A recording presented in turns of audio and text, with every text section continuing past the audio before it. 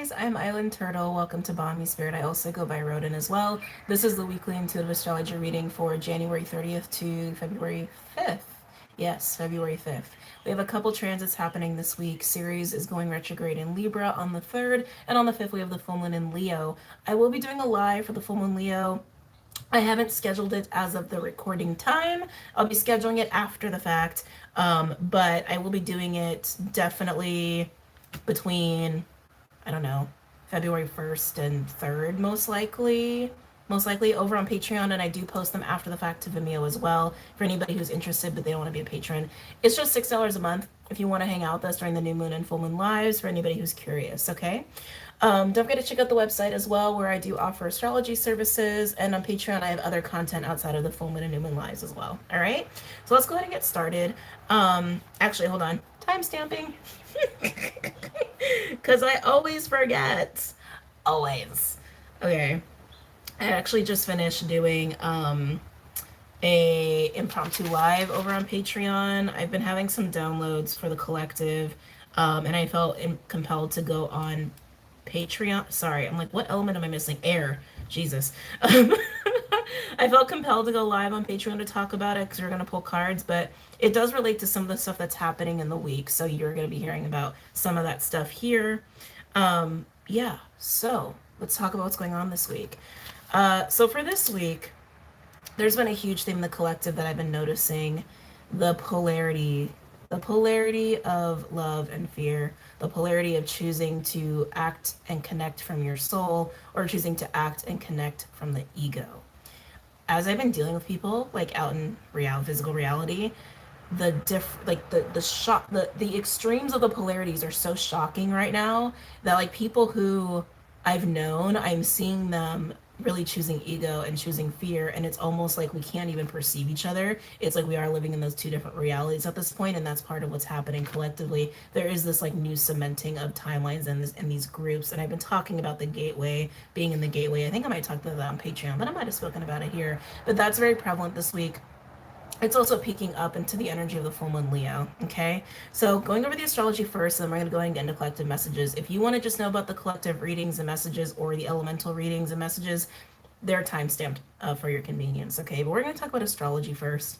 Uranus. The sun is square Uranus the entire week. This is creating a restlessness.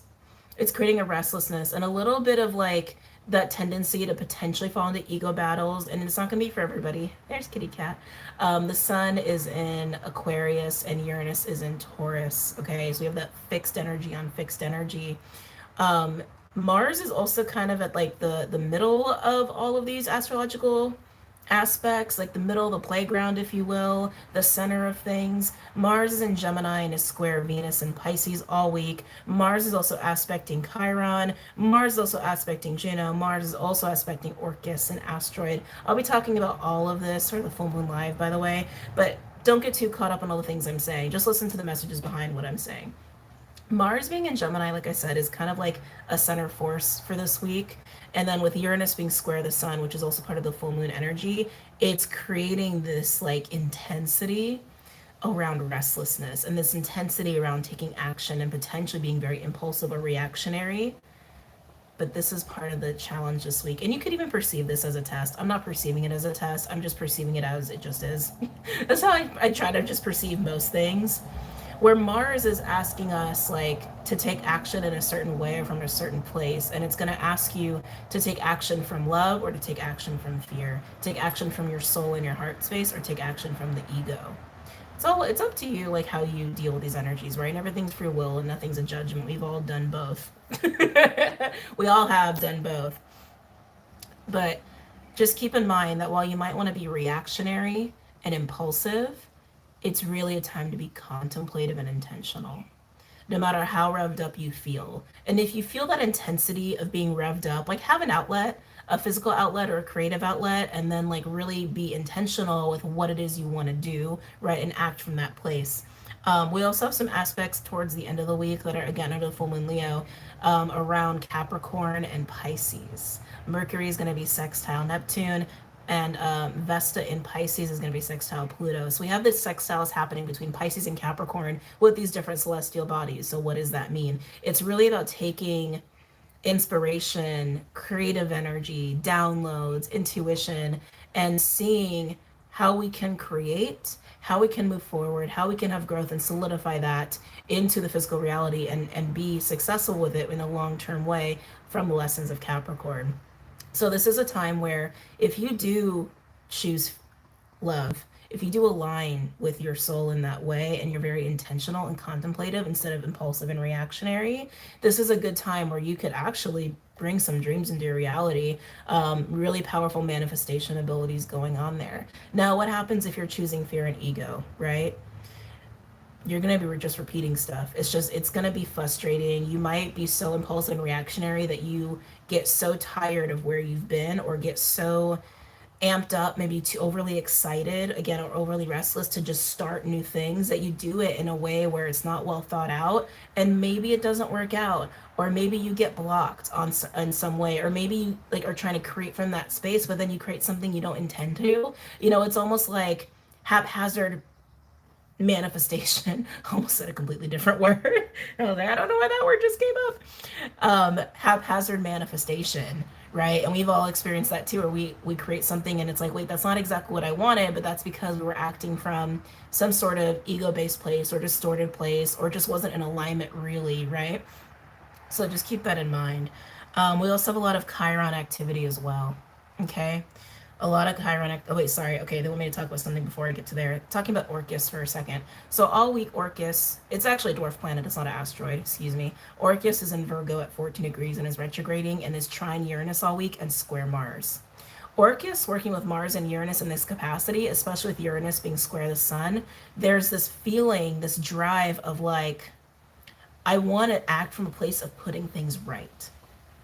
I want to act from a place of providing justice for myself or for others or for certain situations. And everybody could have good intentions here, but it's about the energy that you're acting from. It's about the true energy behind the intention, right? Is it ego and fear, or is it love and the soul? Right? Which is it? And that's going to affect the outcome. I also say that too because Ceres is in Libra and will be retrograding by the 3rd of February, but is opposing Jupiter in Aries. Ceres is all about nurturing and self-care, but in Libra, it is about taking care of others and taking care of our relationships, along with ourselves as well. A lot of self-care going on there. But when it is reacting to Jupiter, especially with everything else we have going on, it brings up that question of what is right? What is right for ourselves? What is right by other people? And the opposition to Jupiter, it could go either way, right? It's like that could work out really well, and we could have a lot of optimism when it comes to that, and a little bit of like fate working in our favor. But if we're acting from impulse and reaction and anger and aggression, and we're not being intentional, we're not coming from the heart, and we're not coming from that place of compassion, it could really go sideways, right? The road to hell is paved with good intentions. So the energy this week, I'm basically coming down to it. It can go either way. It's all dependent upon where you're at and what energy you're acting from. Okay, patience is key, is what I just heard. Patience is really key here. But coming back to Chiron, because I want to talk about Chiron. Chiron's in Aries at 12 degrees, and all week is aspecting Mars and the sun. Underneath the full moon, it's also going to be creating some other aspects. But you know what Chiron is? Chiron is the wounded energy. It's where our wounds sit. When it's in Aries, it's all about the wounded ego, the wounded identity, the wounded sense of self, and any wounds or insecurities or anxieties we have about how we show up in the world, how we express ourselves, how we assert ourselves, all of that. With it being sextile Mars and the sun, this is actually an opportunity to heal. There's an opportunity to get past any blockages that you've been having or experiencing. Now, also something else that was a download that I talked about on Patreon is that in making these choices, it's conscious and unconscious choices, right? It's just about where your energy is aligning you to, whether it is in love or the soul and the heart, or fear and the ego, right? And that's also translating to the mind. First, that just came through, translating to like mental energy, just like pure logic. Anyway, when it comes to these choices, conscious and unconscious, that we're facing, how do I want to put this into words? Thank you. They're helping me. Shadow work. Shadow work and self-reflection, and taking accountability for yourself too. How have you been getting in your own way? How have you been how have you been contributing to your own blockages, right? that are around this Chiron Aries energy. Again, how you show up in the world, how people see you, even self-worth is wrapped up in that, how you go for things or how you hold yourself back, right? The flip side of that. And so some of us might have some periods of time this week or maybe even recently where it's kind of quiet, maybe it feels a little even like a dark night of the soul, like a little dense, but it's to self-reflect and be really honest with ourselves, to see ourselves in the truest light and see where our ego has been leading us astray, right? And all to push us into seeing and identifying how choices made from fear and ego have resulted in things that have not exactly aligned to what we identify as happiness, right? But what happens when we make choices from love and from our souls? What are the consequences of 1044? And I looked at the camera. What are the results and consequences from making choices from these different places? There's gonna be a lot of clarity coming up too about those things, especially under the full moon Leo. So pay attention to your dreams as well. Pay attention to any intuitive hits. But I always encourage people to take some like quiet space, sacred space, but especially right now because there is so much of these extreme polarities happening like out there in the sphere of reality that it's almost like disjointed. But if you're in your own energy and you're in your own bubble, you can really see yourself much more clearly. That's how you'd say that. Much more clearly. And I just keep getting it like this, like realizing and seeing the consequences of making choices from fear or from love, from ego, monkey mind, or from the heart and the soul, how those have played out in your life. And that's actually going to help you to see how, like, what any blockages you've had, and then to further cement the potential for you to be choosing to act from love. Remember what I said in the beginning of this spiel? This is a week to be contemplative and intentional. It is not a week to be reactionary. If you make haphazard choices this week, most likely it's going to create some sense of chaos. Most likely, I'm not saying it absolutely will, but most likely it can create a sense of chaos and stress. Okay? There's also going to be some temptation. Sorry, excuse me. What's going on over here with my eyeliner? Anyway, there's also going to be potential for temptation this week. This was a download that was coming in too. So be mindful of that. What are your personal vices? What have been your personal little addiction demons that you've dealt with in your life? They might resurface. You might even see things like that resurface for people around you too. Is also what I'm saying. Like be observant and practice discernment when you are dealing with people or dealing with your external reality, because the polarity extremes are literally extreme right now. And I believe we'll be building up through to the full moon Leo, which is happening on the Sunday. Okay. What else do I want to mention? Groundbreaking.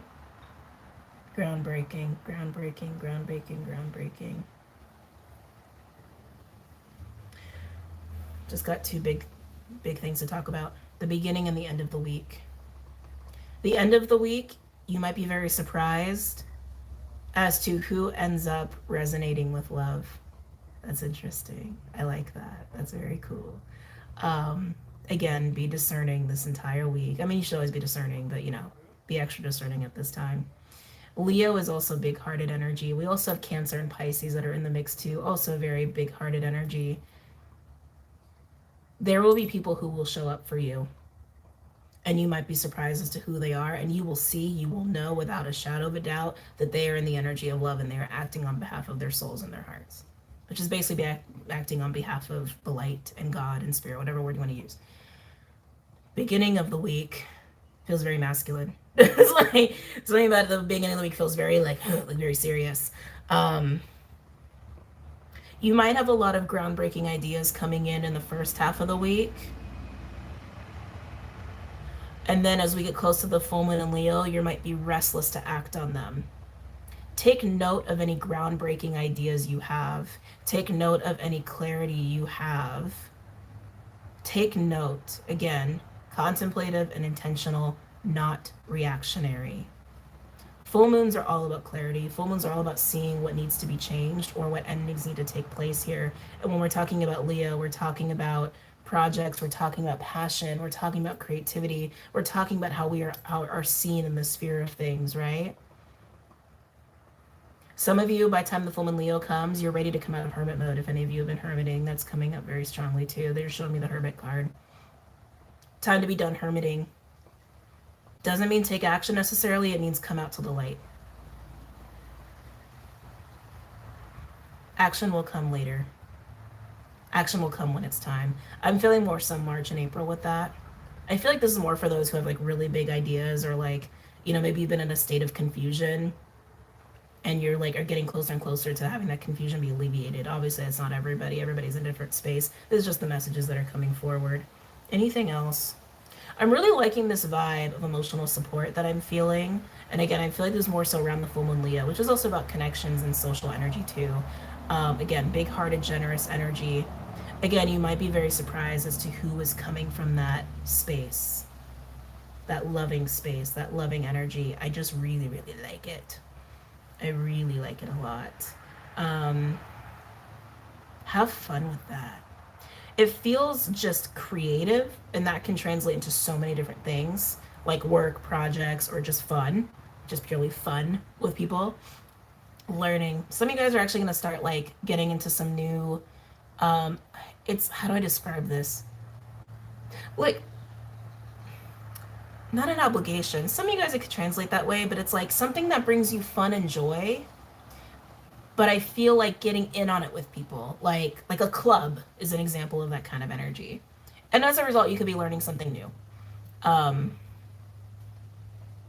fun, fun, fun, fun, fun, fun, fun. Some of you need to bring back the energy of fun into your life for sure. But anyway, I'm starting to get all kinds of messages here. But that's basically what's going on astrologically, and I didn't do the timestamp for the astrology portion. I got prepared and everything, and I didn't even write it down. Of course I didn't write it down. Anyway, so where to? Oh wait.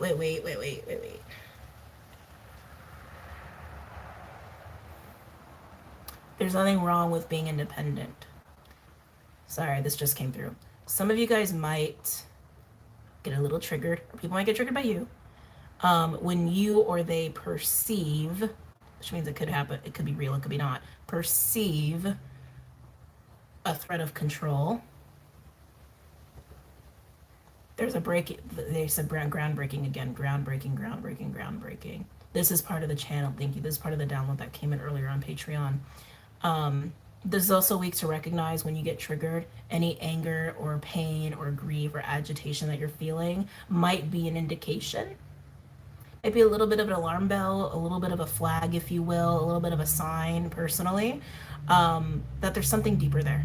And whatever that deeper thing is, you can actually take those emotions and transmute them and use them to create something. Use them to create something that you feel the world needs, that you feel other people may need, and maybe you even feel like you just need, like, but it's born from your pain and discomfort. So as an example, I can't remember the example I gave on YouTube, but like, let's say you have a lot of resentment for being cheated on. It's just an example. And let's say you realize I could take that anger and that resentment and that pain and turn it into a support group for people who've been cheated on, or write a book about it. Right? You see what I'm saying? It's like to create something from your own pain and anger and angst and anything that you feel is an injustice. That's also something that's happening this week. But coming back to this independent energy, there's nothing wrong with being independent, but you know, just be mindful that if you're getting triggered because you're feeling threatened, that your independence is being threatened, just something to be self-aware about. It could birth something new for you, like in the realm of what I talked about, or it could also just be a red flag of like, hey, maybe there's some ego stuff going on there, right? It's just an alarm bell. A trigger is just an alarm bell. That's all it is. It's just a sign that something else is going on. That's all. Something deeper is at play. Hold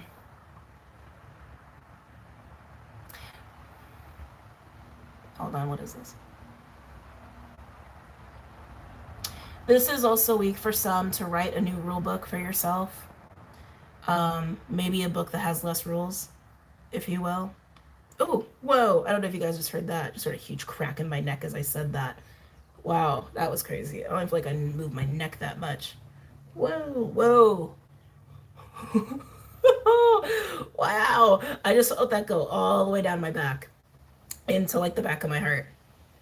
Hold on. Let me get some water.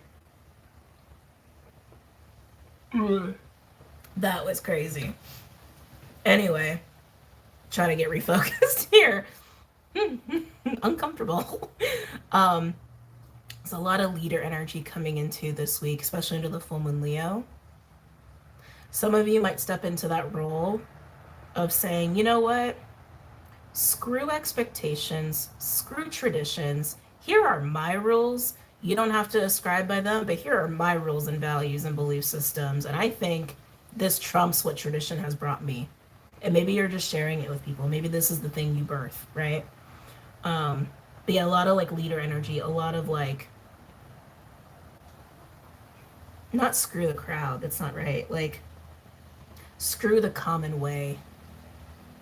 Let's do shit different. I'm gonna do shit different. Some of you might step into that energy, especially if any of you have any strong Aquarius or Leo, or well, I guess any fixed sign, but Aquarius and Leo specifically, or if you have like if you're Aqua Leo rising, um, or what other sign would that be? Wait a minute.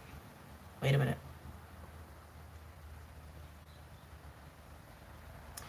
Why can't I do this right now? Hold on a second. Would that be Sag? Wait.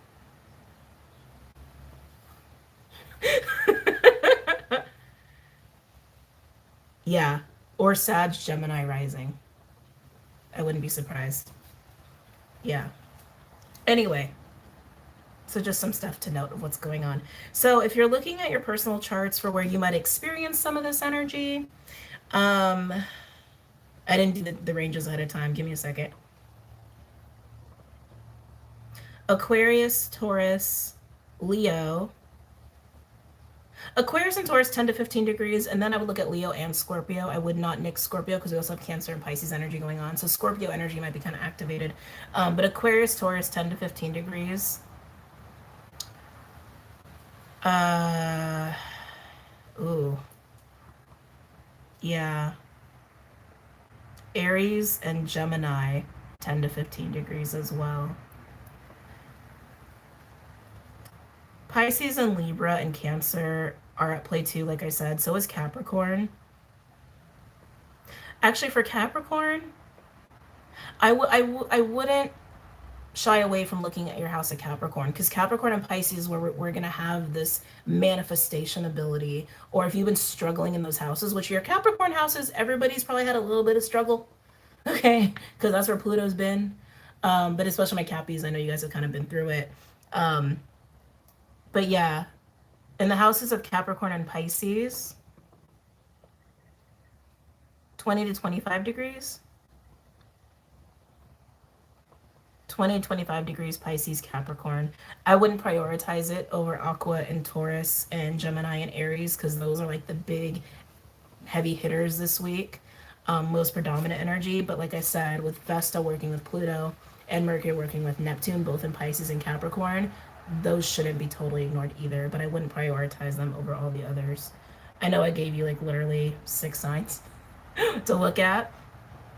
It's just for, it's just to examine your own chart. You don't have to live and die by astrology. It's just interesting energy to consider and think about, right?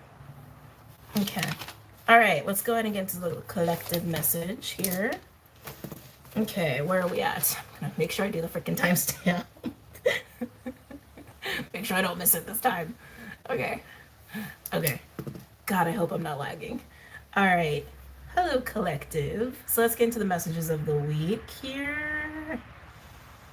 Let's see. What are we feeling? What are we feeling? I'm looking at my oracle decks. Actually, I'm going to go with the Goddess Oracle. I don't normally do that. But let's do it. Any messages or insights for the collective for this week? Any messages or insights for the collective this week? Remember, full moon Leo is also about creation. So that Pisces, Capricorn, those houses under full moon Leo, high potential there to create something in those houses. Yeah. So I would pay attention to those. I seriously feel like I'm lagging. I'm very tempted. I'm like, do I start over? Can't tell if I'm lagging. Oh, you know what? I have a way of telling. Hold on one second. Let me just double check. Because I'd be very sad if I got started and then it just was like, you know, missing stuff or whatever.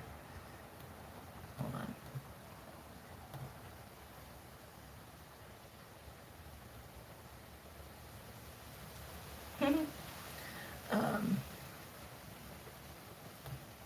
How do I get there? Give me a second.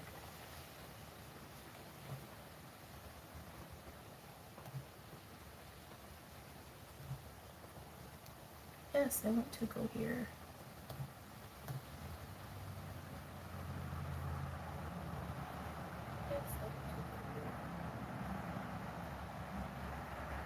It's a little lagging behind, actually, as I'm watching. Why is it so behind? It's a little lagging behind, actually, as I'm watching. Oh, but I'm not lagging. Okay. Okay, cool. Good enough for me.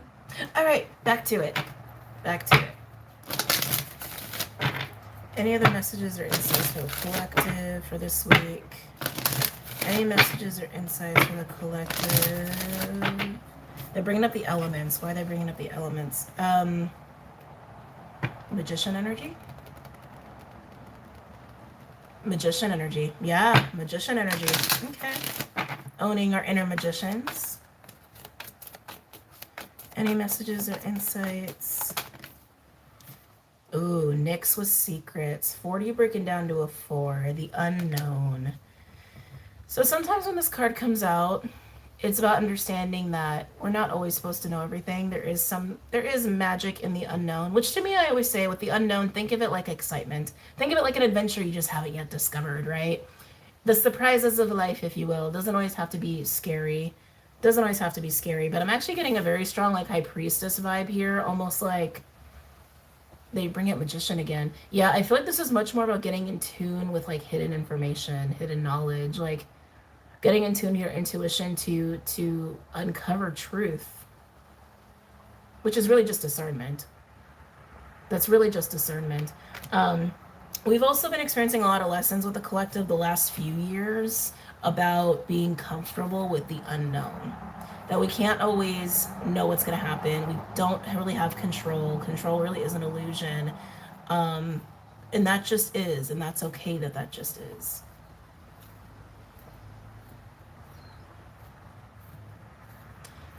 I'm just sitting with this for a little bit longer. As long as you have your inner compass, that's all that matters.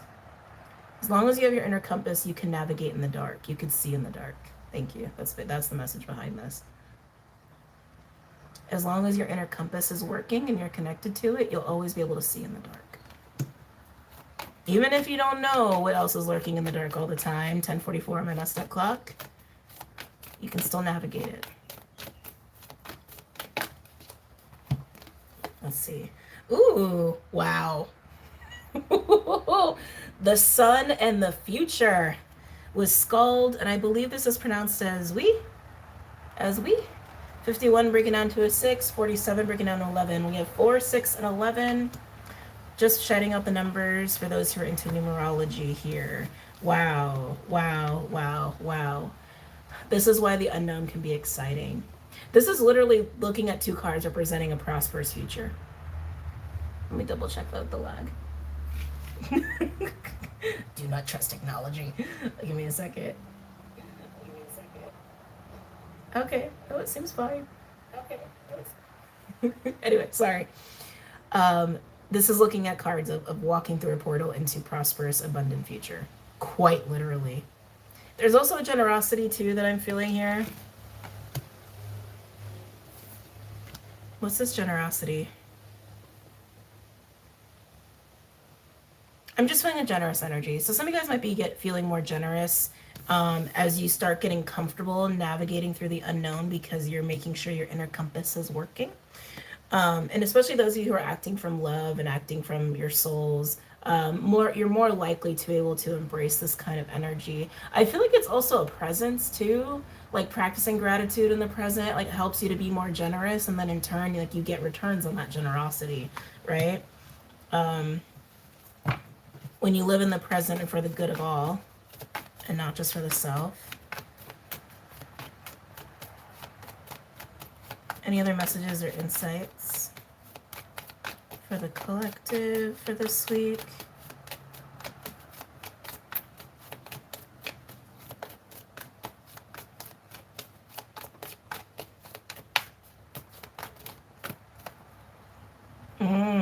Uzume with humor in reverse. It's funny because what did I say about the full moon Leo energy that's coming up? Some of y'all need more play. That's what this card says in reverse. Where's the play? Where's the laughter? Where's the joy in the present moment? I know that shit can get serious. Believe me, I know. Especially when, like, with everything going on in our physical realities, there's a lot of stuff that's, like, changing, right? There's a lot of... And I want to say changing. It's like, I don't even want to use the words, like, breaking down or ending, because I feel like that has a negative connotation, like a negative spell attached to it. It's just change. That's all it is. It's change.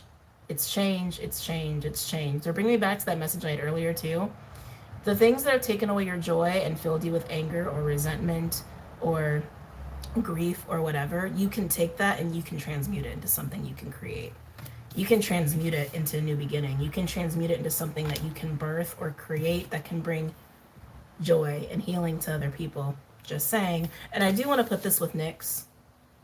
Yeah, thank you. They keep bringing up the struggle. I feel like for some people in the collective, there's been a lot of confusion. And then since there's been confusion, there's also been stress and burden with dealing with unknown factors, dealing with the unknown and having constant changing circumstances or constant changing, shifting of the physical reality. It doesn't have to take away your joy. And I keep wanting to say, you know, if you do get triggered and that anger comes up, that impatience comes up, that whole... I see what is wrong in the world, or I see what is wrong and has been done to me, and I need to do something about it. That is fine. Recognize that you need to do something about it and let it show you a new gift.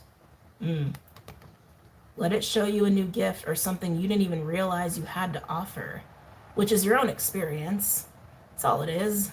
And what have I always said? You're just here to be you. That's your purpose. That's your purpose. You're here to be you and express yourself and offer your personal gifts that come from you being yourself, which is personal experience. Your personal struggles, the ones you've gotten through, even if you still have unresolved shit, let it be a healing experience to take that unresolved shit and birth it into something that can help other people. That is a gift. That is a skill set, even if it came from just living through an experience, right? Experiential learning is a type of learning. I feel like I'm about to go on a whole little soapboxy diatribe right now about the education system. People don't realize, I'm not going to say people don't realize. I'm going to say that traditional Western education does not account for experiential learning. Doesn't put much stake in experiential learning. Like it's meaningless, like it doesn't hold any weight or value or anything. But honestly, it's one of the fastest ways to learn. Like, for example, you could study a book all day on theory of application of mathematics. I'm speaking to this because I'm a math nerd. Doesn't mean you can go out into the world and be an engineer, right? Because that takes experience. That takes hands-on. This actually does work. Maybe it doesn't. Maybe it works in theory, but it doesn't work here, or et cetera, et cetera, et cetera, right? Experience is always going to be the best teacher. Book learning is great too. I don't knock book learning. I'm a nerd. I like book learning. But experiential learning is the greatest teacher. Anyway.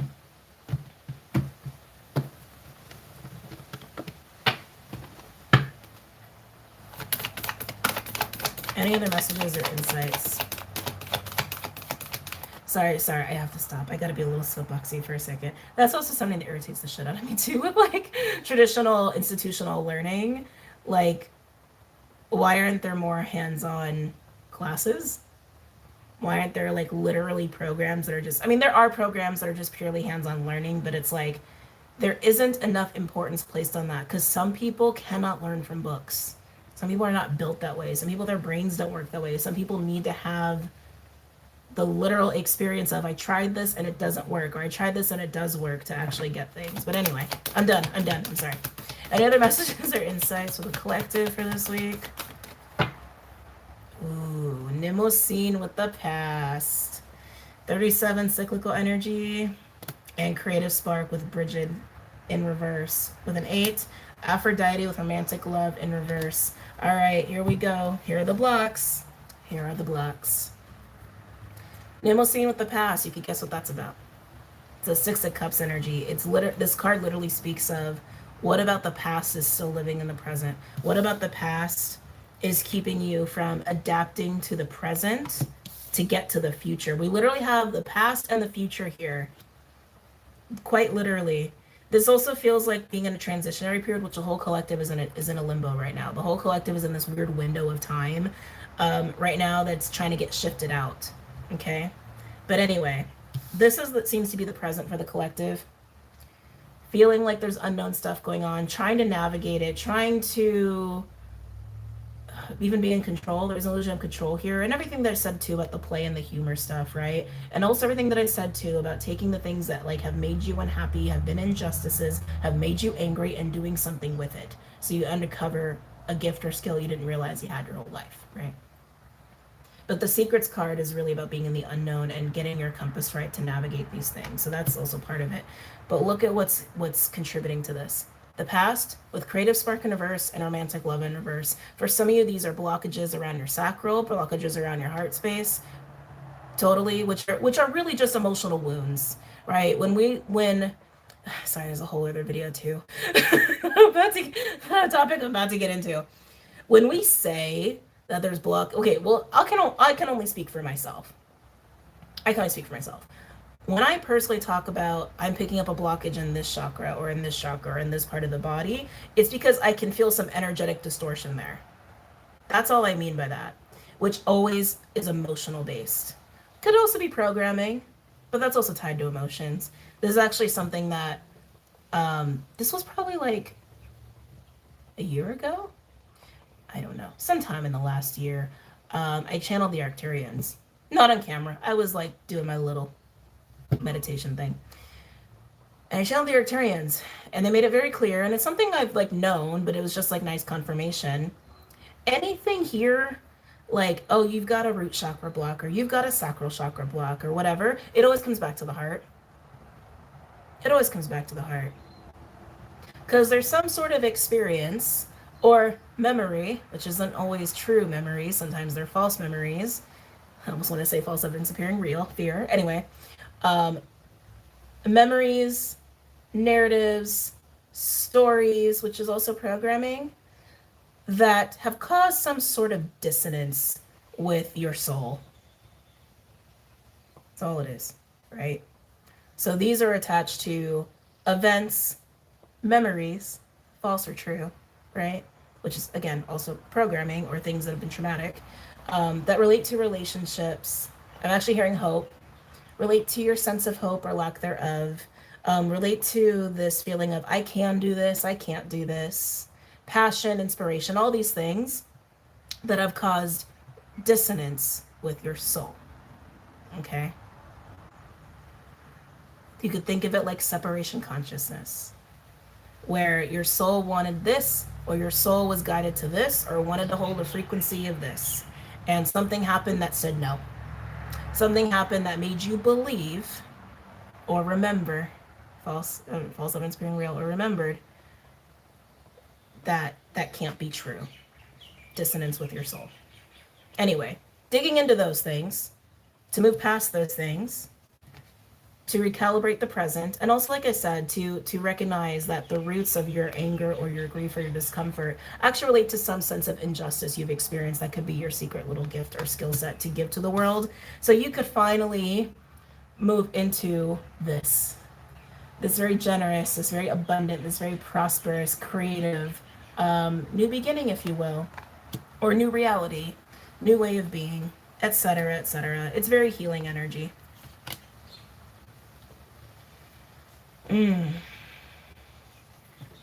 I feel Mercury all of a sudden. I do. I feel Mercury. Mercury's in Capricorn. This could be about conversations, but I feel like it's way more about ideas and perspective. But I know I get into a lot of messages here. I really want to bring this home for you guys. Your grief, your pain, your anger of things that have been done wrong to you or things that cause you dissonance with your soul. Dig deep into that, because how you have dealt with that, those emotions, right, is part of your is part of what could potentially be a gift. The sun I also look at as a gift, like kind of like Ace of Pentacles in this deck, could be your gift to people, could be your gift to yourself. Take those pain, take that pain, take those emotions, and transmute it into something useful, right? Especially if it's stuff that you feel like you've worked on, but it's still affecting you. That could be very cathartic. Okay, it can be very cathartic and very healing. Anyway, moving on. Getting lost in that. Do I want to pull a tarot deck, or do I just want to move on to elements? Kind of want to just move on to elements. I'm just going to move on to elements because it feels right. All right. Who's going first? Fire, air, water. Water. You were like, us. Okay. Okay, water signs. We're doing it. Cancer, Pisces, Scorpio. Starting always with the Wild Unknown Animal Spirit deck because it's one of my faves. I think this might be the one deck I've used consistently the longest, if that makes sense. Like, I didn't take a break from using this deck, I don't think. But I work a lot with animals, so I'm not surprised. All the decks I use link below, by the way. I don't know if I mentioned that. Any messages or insights? It's gonna be a little dark in here. I forgot what time it was. Any messages or insights for my water signs? Cancer, Pisces, Scorpio. I feel like you guys are an air energy, strong air energy. I feel like you guys are wanting to talk a lot. Cancer, Pisces, Scorpio. Cancer, Pisces, Scorpio. Cancer, Pisces, Scorpio. Some of you guys are going to be tempted to share a lot. It's weird because I feel that, and then I also feel like mute at the same time. So it could also be that you're getting a lot of downloads and a lot of information, or you're just processing a lot of information or processing a lot of conversation, and maybe you're the one being quiet. But I feel like a big chitter chatter going on, and then I also feel like deaf silence at the same time. It's a very weird thing to feel. Any messages or insights from my water signs? Cancer, Pisces, Scorpio. Cancer, Pisces. We got Zebra. Okay, water signs. So it's actually a fire energy. Zebra to me is eccentric. It is captivating. It is I am here, spotlight on me. Actually, thinking about it, it is kind of Leo-esque. I look at it more as like Aries, Gemini. Could even be like a fashionista sort of vibe. That's why I always feel like Gemini is kind of in the mix.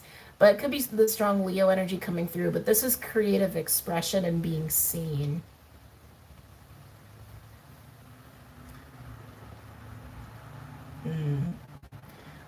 It's interesting because Cancers, I feel like out of all the water signs, you own this energy the most. But I can feel a discomfort. I'm feeling the dissonance. That's what I'm feeling. I'm feeling the dissonance with your souls here. I feel like I'm speaking to those two who are very sensitive. And when I say sensitive, I mean you can be emotionally sensitive, you can be psychically sensitive, you can identify as an HSP, so I also have trouble with these labels personally. But anyway, because I feel this like part of you that like wants to be seen. I am here as a Cancer, Pisces, Scorpio. Like, here's who I am. See me. And there's a playfulness to the zebra energy, but I almost feel like a struggle to embody it, a struggle to own it, a struggle to sit in it. You might even have been very attracted to people who have this kind of vibe, who are very out there, not afraid. I heard Taurus all of a sudden. Maybe you've dealt with a Taurus, not necessarily, but Taurus, Aries, feeling strong Taurus, Aries could be cuspers. Anyway, the side of that zodiac part, the side of that part of the zodiac wheel, if you will, like Aries, Taurus, Gemini. Yep, that's what it feels like. Aries, Taurus, Gemini. You could have even looked up to people who have been like this because you've wanted to be like this, or you just admired that someone could just be in this vibe and be accepted and be seen. Even if they're not accepted, they own it and they feel comfortable there. there's a reason you're attracted to that, or there's a reason that you have been inspired by that, because you think for some reason you can't, but you can. You totally can. And that's part of your dissonance, water signs. Something has happened in your past, memories or false memories, fear, false evidence of appearing real, or programming that caused dissonance with your soul. And while your soul was like, yes, do this, the events or programming or memories, false or not, caused dissonance and said no. That no, you can't be this. You can't be unique and out there and eccentric for all the world to see. You can't be that, but you can. And like I said, Cancers, I feel like you probably are closest to embodying this energy more so than Scorpio and Pisces, just because that's how I'm intuitively feeling it. It doesn't have to be true. It's just how I'm feeling it for the majority of people I'm speaking to. But you can be this. You can be that. Okay, I do need a little light here, actually. That one's really strong, though. Hold on. Let me finagle some things. Woo! That's the lowest setting. Actually, that's perfect. That's fine for right now. And for the zebra, you know, I'm keeping the collective reading down here because we're all the signs anyway. It's all meshed. It's all connected. Really wanted to put this here for you, water signs. Water signs, you can be seen. You can be out there. You can be fun. You can be funny. You can dress wild. You can wear neon colors and one sock if you want. Like, who cares? Whatever it is. It's like, that is part of you, and there's a reason that you have been drawn to people like this, or that you have been inspired by people like this, because you wish you were that, but you are that. Some sort of dissonance happened with your soul that said otherwise, but your soul is like, yes, we are water signs. Yes, we are. Yes, we are. Yes, we are. Yes, we are. Anyway, moving on. Any other messages or insights from my water signs? Cancer. Ooh. Oh. We got the golden egg. It's the heart chakra card. What did I say? It always comes back to the heart, right? Always comes back to the heart. Water signs, this part of you exists. And when you do step into owning more of your love and your soul and your heart, that part of you can come out. It's been wanting to come out. I'm hearing generous, generous, generous, generous. Let's see what else here.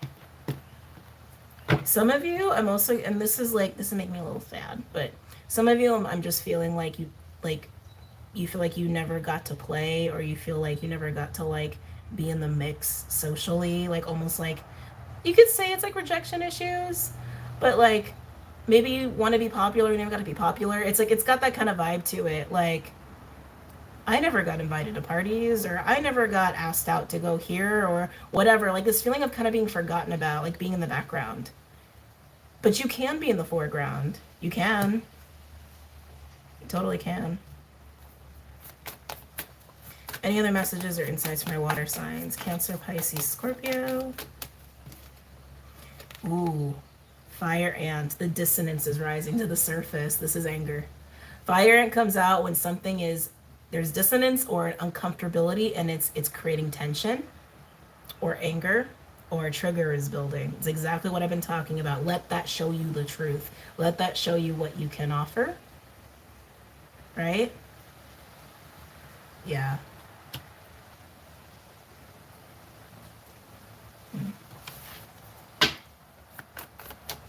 Any other messages or insights from my water signs? Cancer, Pisces, Scorpio. Ooh, and then we have Horse. Horse is the master of earth in this deck. It's ease and grace and being able to juggle everything. It's also a manifestation energy. I look at it that way because it's the person that can like wake up, work out, make a smoothie, go to work, go have fun, and go pick up a new hobby. Like it's that kind of energy. Ease and grace, ease and grace, ease and grace, ease and grace. Some of you water signs have been struggling with your ease and grace. Some of you have been struggling the balance of your life, like work, play, sustainability. Well, some of you guys haven't been playing at all. But I feel the struggle of balance here for you, struggle with manifestation, because the dissonance, you got to work on whatever that dissonance is. It's almost like liberating yourself, water signs. Let's see what other ones want to come out, and then we'll move on to some cards, other cards. Anything else for my water signs? Cancer, Pisces, Scorpio. Cancer, Pisces, Scorpio. Got some magician energy out here. We got the crow. The crow speaks of magician, alchemy, transmutation. It also speaks of timelines, and I wanted to put it over here with the dissonance. Transmute this shit, water signs. Scorpios, you should be able to do this, like, out of everybody. Transmute this. Turn coal into gold, essentially.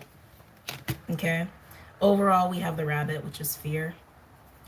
And then we have nightingale. Interesting. So some throat chakra energy coming out here. Nightingale is to speak. To speak, to be captivating, to be heard. It really falls in line, too, with the zebra energy of being seen. There's a being seen and a being heard thing going on here, where there's anxiety around it. There's programming around that. Some of you need to learn to speak up, or some of you, that's part of your dissonance. Again, it comes with this feeling of like being forgotten or always being in the background. Not being seen, not being heard, not being recognized. And that's part of your anger, that's part of your frustration. That is your dissonance. You have, water signs, you have life experience with this. What has it taught you? What can you say to other people who have experienced this? Right? How can you provide support or comfort or even insight to people who have not experienced this and what it's like? Right? Right. Moving on. Sorry.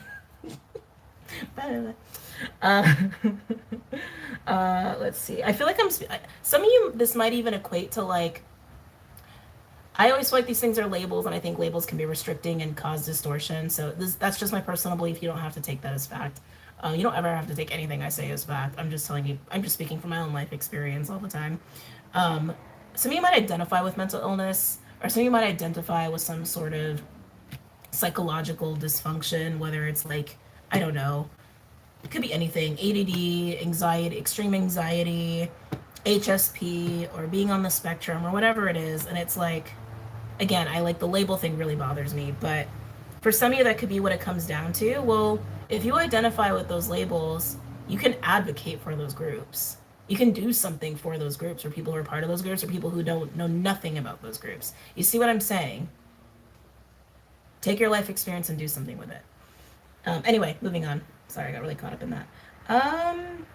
You know, water signs, we're gonna go with Santa Muerte. Just feels appropriate. Any other messages or insights from my water signs? Cancer, Pisces, Scorpio for the week. Any other messages or insights from my water signs? Cancer, Pisces, Scorpio for the week.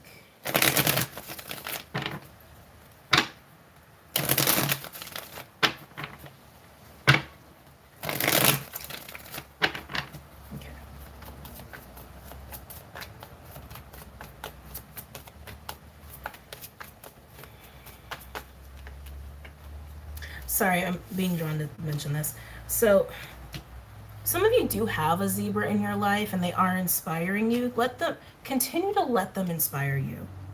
Because they are, it's like, I feel like that for some of you, that's part of the lesson that you need to like stop resisting, or it's like it's showing you the dissonance with you and your soul, basically, which is basically between the ego and the soul. Showing you that you are this, showing you that yes, you are a zebra too. You just forgot you had stripes. Okay? You just forgot. You forgot you really did have stripes. You're not a white horse, you're a zebra. Anyway, sorry. You gotta laugh. Gotta laugh. Bring the humor. Uzume. But sorry, I also have to stop and just doing a little tangent here. Uzume as a goddess, because you guys know me, I'm a nerd, so I'm always listening to different mythological stories from different cultures. And I was listening to one that like touched on Uzume. It wasn't about Uzume, but it involved Uzume. She sounds like fun. She's kind of painted as like a very like what's the word I'm looking for? God, I can't even think of the freaking words. My vocabulary has changed a lot. I feel like I've got a weird vocab upgrade. So it's like hard for me to communicate in terms of like other of certain words at this point. 11:11 on my messed up clock. Definitely something going on with words right now in the collective. But anyway, like Uzume, she's been kind of portrayed as like vulgar, I guess is a good word. Crude, there's a better word. But she's all about fun. She's all about drink and dance and indulge, whatever. Um, it's just kind of funny to me in the context of like the other deities in the pantheon, or when you think of gods and goddesses, like they're not normally like that. There's something about her that's also kind of like 3D-ish. Anyway, I'm done. I can just keep going. Any other messages or insights from my water signs pertaining to this spread? One. Okay. We have Temperance and the Knight of Swords. Okay, water signs. Temperance is about resolution. It's about peace. It's about harmony. It also comes out when spirit is really close and spirit is guiding us. I look at it as like a guardian angel kind of card. But with the Knight of Swords, is this taming is it taming communication? Again, what I was getting before with you, where I get like a lot of chatter, but I hear also like silence. So I feel like for some of you, it's like, yes, you're processing a lot of information or conversations, even if you're not the one who's speaking. Some of you are getting a lot of downloads here, but I feel like you guys are actually attempting to not take impulsive action, even if you want to. Interesting. Yeah, even if you want to like come in and say something, or you just want to go, blah, blah, blah. Right? Where'd the nightingale go? Speaking on fears or speaking from fear, that's speaking from impulse. I can feel like you guys have either some discernment, or you're actually getting some like spiritual help or assistance to be like, tame it in. Why don't we sit with these thoughts for a minute? Why don't we sit on these words for a minute? Like that's how it feels to me. Again, the like mental chatter or wanting to spew words out, but like letting yourself sit in silence for a hot minute. Some of you guys might want to talk about mending something with someone, because peace is on your mind. Peace and harmony is on your mind. Peace and harmony is on your mind. But I feel like this is much more about like being intentional and contemplative with your words here. Okay. Any other messages or insights from our water signs? Cancer, Pisces, Scorpio. Hey. Sorry, card vomit. Hold on a second. Okay. Any other messages or insights from my water signs? Cancer, Pisces, Scorpio. Ooh. 10 of Cups in reverse. The dissonance. The struggle of navigating the unknown. Feeling these blockages of the dissonance. Again, the dissonance, like I said before, it's like, it's what has kept the zebra part of you suppressed, or it's kept you in this way of thinking of you can never be a zebra. But you've always been a zebra. You just, for whatever reason, started thinking you're a white horse, not a zebra. But I feel like the 10 of Cups in reverse is the dissonance. It's, oh God, water signs. Are we going here? For some of you, it's, this dissonance is also connecting to significant loneliness. It's just what I'm feeling. And that's not all of you. You know who that pertains to. If you know if that pertains to you is what I meant to say. Maybe it also pertains to people you know. Maybe it could even be your family. Maybe your whole family has severe case of the dissonances, you know? But this to me feels like loneliness. This to me feels like wake up, sad, lonely, go to work, kind of sad, kind of lonely, like always kind of being on the outskirts and never being in, which is what the zebra is, right? The zebra is in, and everyone looks at the zebra and goes, wow. But the water signs I'm tuned into right now, it's like you've been on the outskirts, or that's been your perception. That's been your dissonance memories. Any other messages or insights for my water signs? Cancer, Pisces, Scorpio. What do we have here? Wow, yeah. We have the Hierophant, Taurus energy with the Knight of Pentacles, Virgo energy. I feel like this is almost representing Orcus and Taurus working together. Anyway, Sorry, I got sucked into something. Ace of Swords in reverse. I've been like that a lot lately. With the Nine of Cups in reverse. Seeing the illusion. The Knight of Pentacles with the Hierophant. This is like acting in integrity. This is acting out of values, acting out of belief systems. There's like a upstanding energy here of like, and it feels like it's acting on behalf of what your belief systems are. Maybe moving away from other belief systems that have been faulty, that have led you to the thank you, it is. It's breaking out of the dissonance. Because the dissonance also is also part of belief systems. It's the memories, false or not, false evidence appearing real, fear, programming, that sort of shit, that cause dissonance with your soul. Okay, where your soul said yes, all those other things said no, and for whatever reason you took that on as truth. Belief systems. This is you following your own belief systems here and moving away from dissonance, because the Ace of Swords in reverse and the Nine of Cups in reverse, moving away from the illusion of disappointment, the illusion of loneliness, the illusion of I can't be a zebra, of I can't have that level of happiness and contentment, but you can. You totally can. Yeah, I wanted to put it with the crow. Transmute it. Transmute that shit. Transmute that shit, water signs. All right, anyway, hold on. There we go. See what else wants to come out.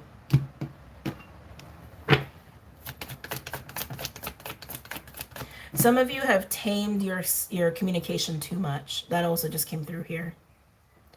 Some of you have tamed your communication too much. Some of you need to be a little bit more unruly in how you speak to people. Just to be clear. To be clear, to be firm. Not to be mean. To be clear and to be firm. Any other messages? Saggies, don't take this personally for any of my cross watchers. Talk like a Sag. Okay, this is like Sag Gemini energy right here. Talk like a Sag. Any other messages? So you guys could be Sag Gemini rising. Not necessarily, but you can be. And then we have the Six of Wands. This is victory. This is attention. Who gets attention? The zebras. The zebras do. This is all potential, water signs. Every reading I ever do is just showing you the potential energy at play. It's up to you how you utilize it. It's up to you how you work with it. It can play out like this, or it cannot play out like this. It's totally up to you. This is just showing you the potential of what's here. Overall, we have the Three of Pentacles. Ooh. With the Four of Swords in reverse. And we got the World in reverse with the Chariot. I love it. Sorry, I don't hold those cards weird. Three of Pentacles with the Four of Swords in reverse and the World card. It's time to come out. It's time to come out of hermit mode. Four of Swords in reverse, I feel like you've been there for a while, but the World in reverse is saying it's time to come out of the Four of Swords here with the Three of Pentacles, to start making stuff happen, to get in the mix, to start co-creating, to start transmuting. Three of Pentacles is you working with spirit, working with your physical reality. It could even be you working with other people. It could totally translate that way too. But the World in reverse, it's saying a cycle needs to like stop. Okay? Cycle needs to stop. Let's go into a new cycle here, and I feel like it's surrounding this coming out of Four of Swords energy. Underneath that, like I said, we got Chariot, victory, and moving forward. Yeah, away from indecision with the Two of Wands in reverse, and away from stress and burden with the Ten of Wands. Beautiful. All right, let me get some advice for you guys. What are we going to do for advice? I'm going to do Shamanic Healing. Shamanic Healing Oracle for advice for this week. Any advice for my water signs? Cancer, Pisces, Scorpio. I'm going to go to the bathroom. I did not plan for that. Any advice for my water signs as it pertains to this spread?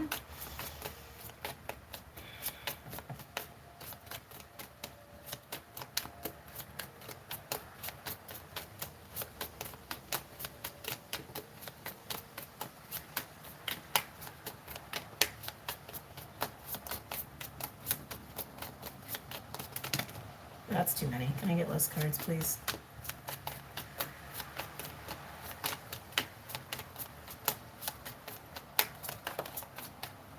Let's see. Letting go. Like, you even need me to tell you why that's out here. Letting go. It's funny because I'm speaking so much of dissonance with your soul, right? And look, we got a white dove and a black dove, and they're looking in opposite directions. Dissonance, right? Separation consciousness. Letting go. I'm gonna read that one to you, and then we shall move on. And hey, I'm gonna go run to the bathroom. Let's see. Letting go of a person or situation can be a challenge. At times, what's at stake is not just the relationship or situation, it's the attachment we had for it. The hopes, the dreams, the expectations. Many relationships end long past their natural ending point. One or both people hung on, hoping things would change. They invested so much time because without that person or job or relationship, their future loomed up as one big blank screen. The unknown. Nick's secrets, right? For many, this is too scary to bear. However, by letting go, we create a space for a person or situation that will resonate with us where we are now. Start looking at your expectations. Try not to have any. This will enable you to live in the moment and be mindful in the present. To be able to gracefully release from a situation is a lesson for all of us. And it doesn't have to be about a relationship. I know this spoke a lot about relationships. It doesn't have to be. It could even be attachment to how some shit didn't work out for you, which then told you you weren't a zebra. You see what I'm saying? It's like where maybe something ended and you still haven't let go. But let go. It's time to let go. Okay? All right. Thank you, water signs. I'm going to run to the bathroom. And then I'm going to come back and do these timestamps and get into the other elements. But I'll be right back.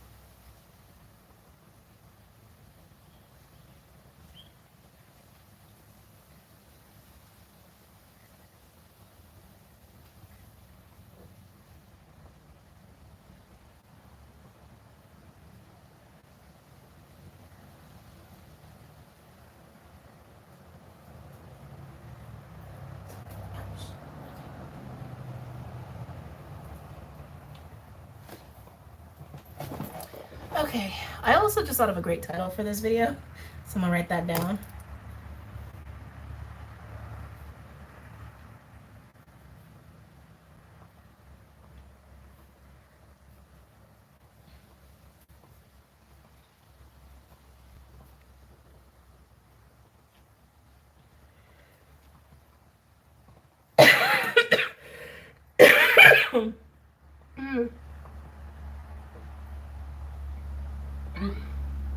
Oh, God, excuse me. All right, moving on. My allergies are still going. Okay.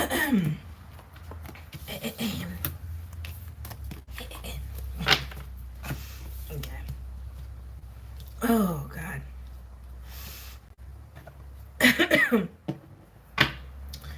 Alrighty.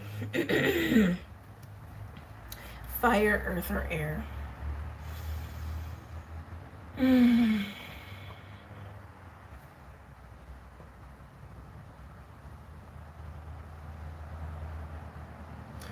We're gonna go with air. Excuse me.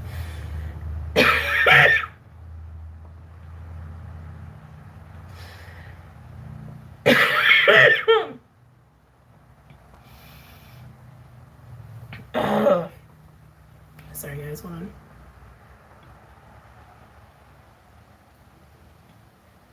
Oh, God.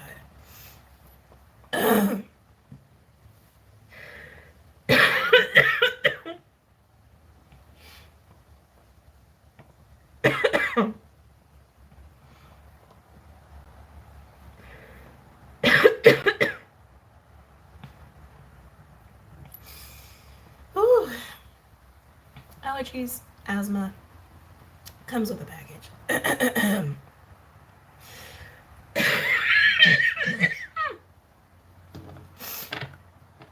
Oh.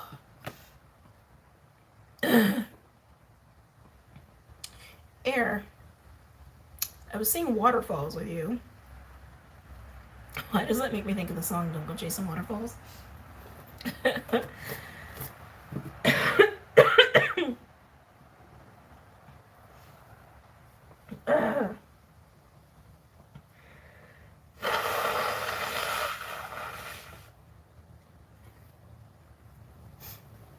Oh. Oh, God. Okay. Whew. I write down the time.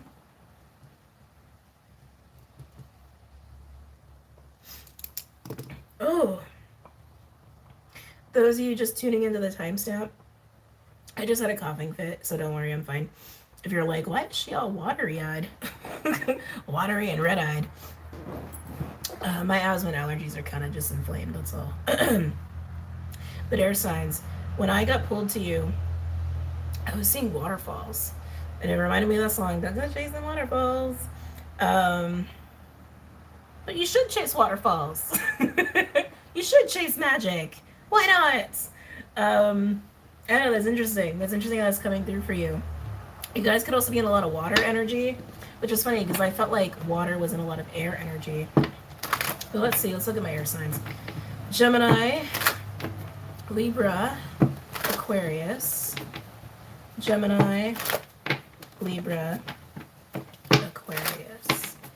Gemini, Libra, Aquarius. Gemini, one more, Libra, Aquarius.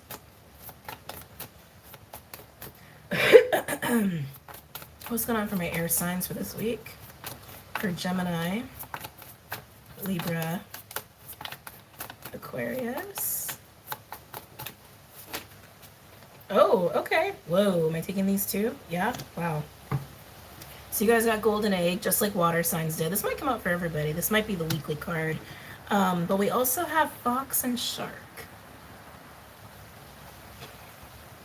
Not my favorite energies together. Fox by itself could be kind of cool. Fox is very Geminian to me. Fox is very witty and cunning and cautious, but like they're quick, right? Fox is very, very quick. It can be trickster energy. Shark is a perceived looming, like a perception that things are closing in on you. And it could be real, very valid, or it could just be a perception, could just be fear. With the fox, it could be that your mind's playing tricks on you, that your ego's playing, yeah, I'm getting a yes, yes, yes, yes, yes. Your ego's playing tricks on you here. It's feeling threatened. Your ego's feeling threatened. And because of that, it could even be perceiving a threat. Like perceiving people or a situation as like not good. But that's because you actually feel triggered and threatened. Why do you feel so threatened? The golden egg, I feel like, is just literally representing your heart space, your capacity, your ability to connect with your soul, to act from love. This feels like the ego. Okay. And I do want to put this one over with Uzume and Nyx here. The confusion and illusion you're trying to navigate through in the present moment. Golden egg actually wanted to be over Skald and We with the future and the sun. Oh, all that gold. So yummy. So presently, and this might not resonate for you, and if it doesn't, it's probably not your reading, or it could pertain to somebody you know, someone in your field. But presently, it looks like you're battling your ego. Currently, it looks like the ego is pretty active, while you have an opportunity to get into the heart space. Okay. Let's keep going. Anything else from my air signs? Gemini, Libra, Aquarius. Gemini, Libra, Aquarius. Gemini.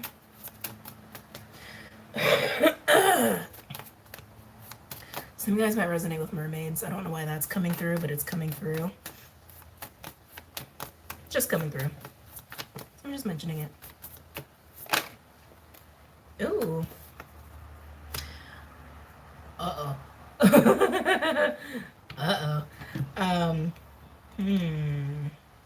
We have cheetah and swan. Now, I wouldn't say this if I didn't feel it. This feels like a person. This feels like potential partnership of some kind.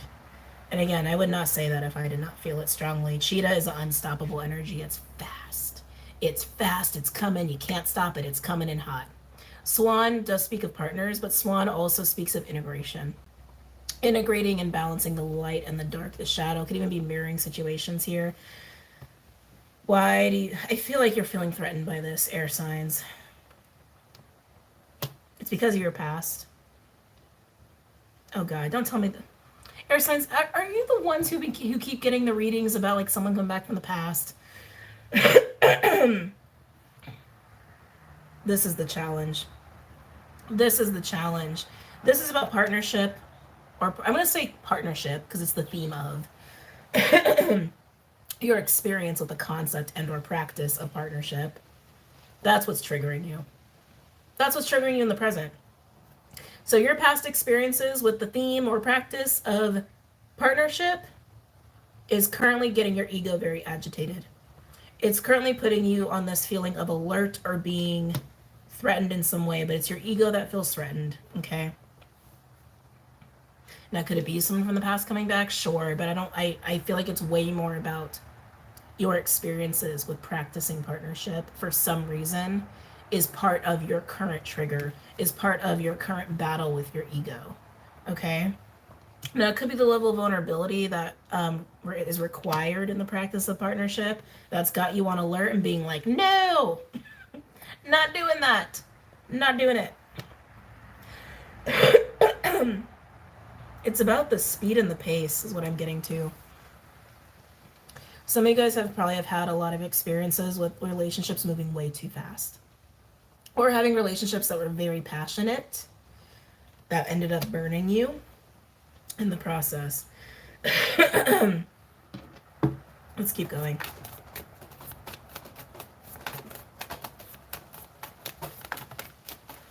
Yep, there it is. And look what... so crazy how these cards come out for me. So there's a card that landed right in the middle of these guys. And you know what it was? The frog. Letting go and emotional cleansing. Yeah. Air signs, you have to emotionally let go and cleanse whatever this cheetah swan energy is for you. And it is past experiences with partnership. That's exactly how it feels to me. Now you could say, no, I'm over stuff. You can say all that. Then maybe this isn't for you. But this is definitely for somebody who has had a history of relationships either burning out or, well, maybe just burning out. But like, dissonance when it comes to the theme of relationship. You view relationships as a threat. You view relationships that have a lot of passion or a lot of activation or ones that move really fast as a threat. And there's something that is still affecting you emotionally with that. So no wonder you guys got water. Actually, out of all the animal cards, the most common element you have is water. You have 6 cards. 1 is air, 1 is fire, 1 is ether, and 3 are water. Let's keep going. Ooh, catharsis. Okay. Any other messages or insights from my air signs? Gemini, Libra, Aquarius.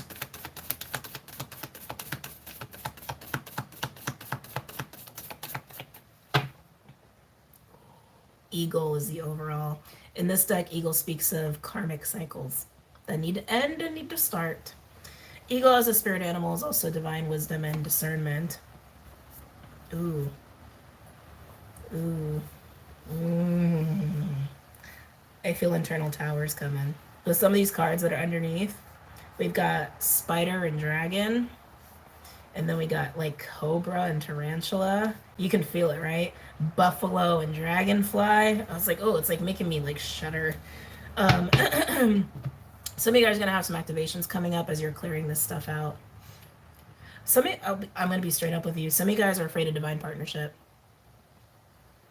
Some of you guys are afraid, maybe because you had bad experiences with that. But Eagle says it's time. It's time. And I keep feeling this energy of tower and shake, shake, shake, shake, shake, activate, activate, activate. But it's tied up in letting go of these past experiences, this dissonance here. It's time. Eagle says it's time. I wouldn't be surprised if you get the Judgment card and the Tower card. But let's go ahead and pull some tarot cards for my air signs. I'm going to go with, where's, oh, there it is. It's like, where's my Rider-Waite deck? Oh, look. Judgment. And it called to me.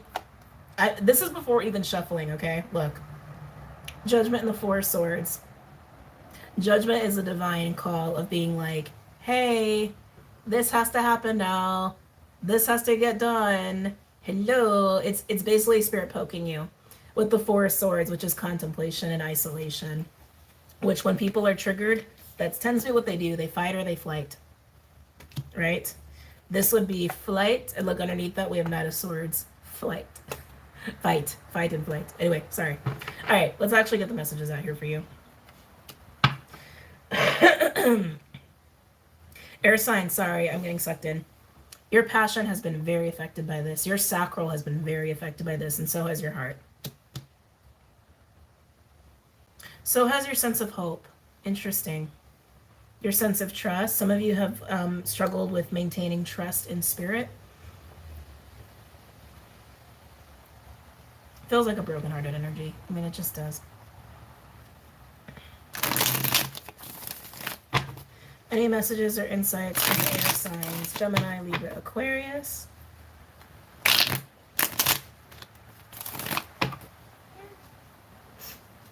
Gemini, Libra, Aquarius.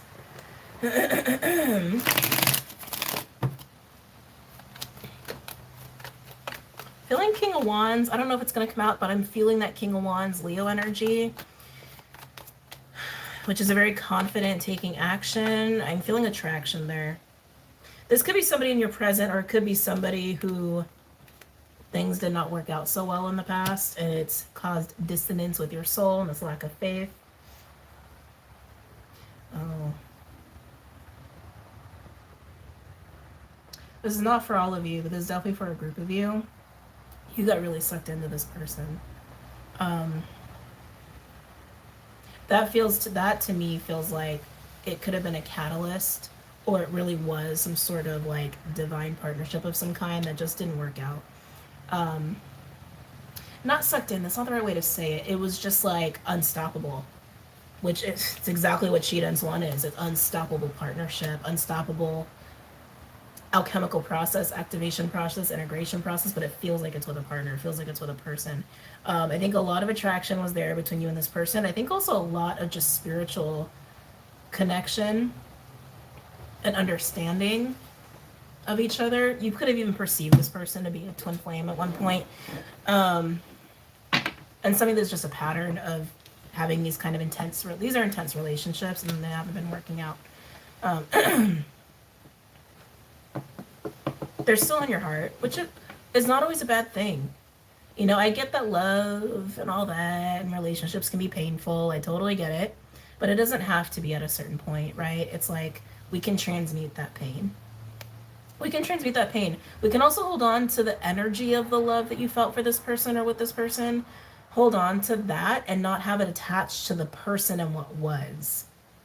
And what I mean by that is remember the feeling. And just hold on to the feeling. Don't picture their face. Don't picture the context in which it happened. Don't get sucked into the hopes and dreams of what could have been. No, we're not talking about that. We're talking about the frequency of love, right? We're talking about this.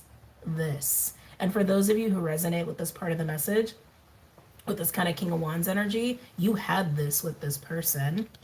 And it doesn't mean that that has to go away out of your reality. You can hold on to that feeling. You don't have to hold on to the person.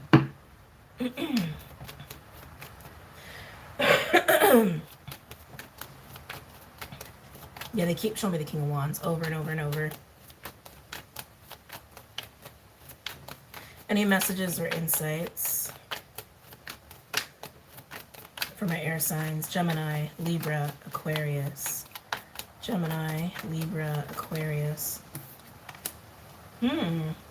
Okay. Page of Swords is our first card. A lot of people look at the Page of Wands as somebody who's watching or spying, and it can translate that way. It feels like a guarded energy. I actually feel like this is you, air signs. I feel like this is you, and I feel like you are guarded. You know what you have to do. Yeah, you know. It's almost like you're observing this energy within yourself of the past. And it's almost like you know you have to embody the frog. You know you have to let go.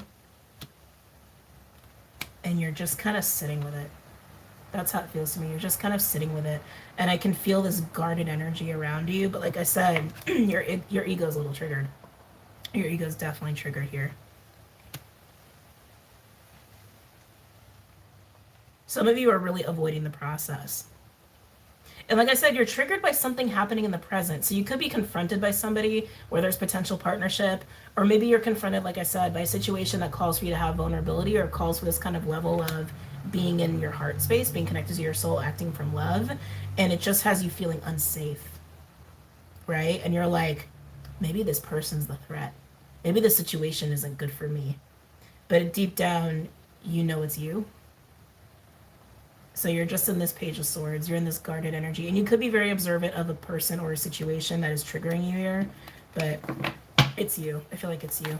Any other messages or insights from my air signs? Gemini, Libra, Aquarius. Oh, God. Eight of Swords. There it is. You are guarded. Eight of Swords is being in fear. What did I say? You're presently in ego. You're presently in fear. You gotta embrace the frog. You gotta go there. This is also telling me you're really in the mind when you really need to be in your heart. When you really need to be here. Okay? Now keep in mind, this could be someone around you or someone you know. It doesn't have to be you, but this is the reading I'm getting for my air signs. Anything else for my air signs? Gemini, Libra, Aquarius. Face your fear. That's what I just heard. Face your fear. And that's what you're afraid of.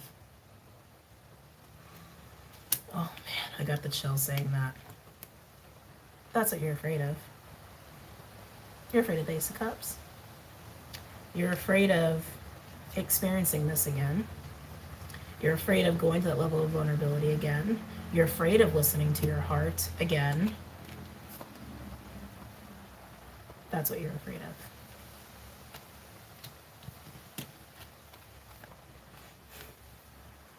Justice and the Seven of Pentacles. What do I do? What do I do? What's the right thing to do? How do I handle this? What's the right choice to make? What's the right direction to go?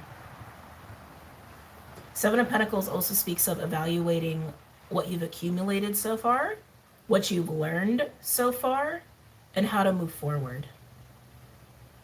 And what you're looking at is your dissonance. You're not looking at your truth. You're not looking at what you've learned. You're actually looking at what has happened.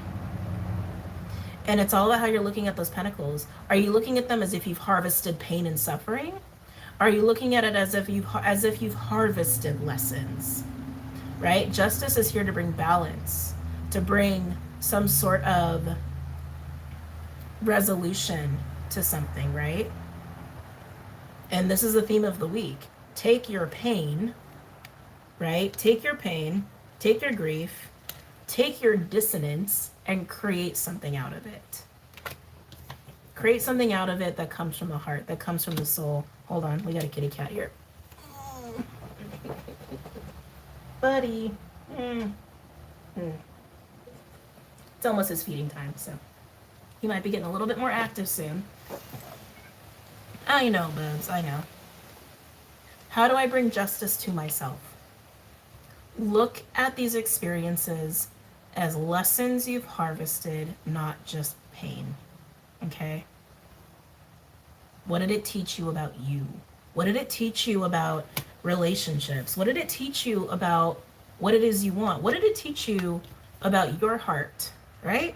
What did it teach you about you?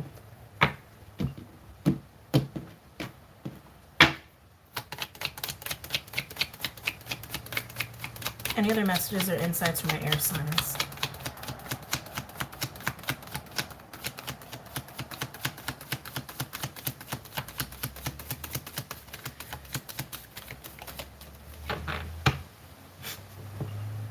I call it or what? If the tower is underneath this, oh my god. Oh, no, okay. That would have just been insane. Six of Pentacles. Uh-huh. Wow. Mm-hmm. Yeah, look at that. Judgment with the Six of Pentacles, the Four of Pentacles, and the Ten of Cups. Look at what you've been... I know. Judgment is saying open up. Judgment is saying open the fuck up. Okay? Otherwise, you're going to be close to this possibility of the kind of happiness you really want and what you're looking for. The Four and the Six indicated Two of Pentacles, making a choice. Open up and be generous. Open up and be giving and receptive. Or stay closed off. Stay isolated and scared. And this will be evading you.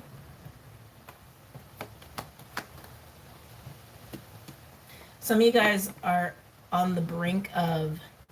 How do I want to say this? Hi. Some of you guys are on the brink of choosing what you're used to because you're just used to it, which is whatever you've been doing, however you've been living and existing, to not run the risk of going to this level of vulnerability again. It's sacrifice. It's an exchange. Watch the video on sacrifice. Anyway, let's get some advice from my air signs. Buddy. Using the Shamanic Healing Oracle again. Any advice from my air signs regarding this spread? Gemini, Libra, Aquarius. Don't give me that look. Don't give me that look. I love this guy.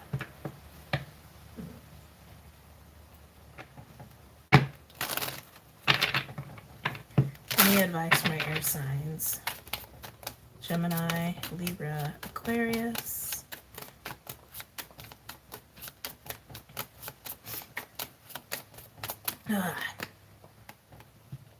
Slow but steady. I want to say just calm down. That's really what I want to say. Calm down, calm down, calm the ego down, calm down the mind and get in the body. That's really what I want to say. Don't be impulsive here. Hey. Sorry, hold on. Clyde, no. Get down. Down. All the way. Thank you. That's really what I want to say. Don't be reactionary because your ego's triggered. And that's going to cause you to act from fear. Clyde. Thank you. So let's go ahead and read that.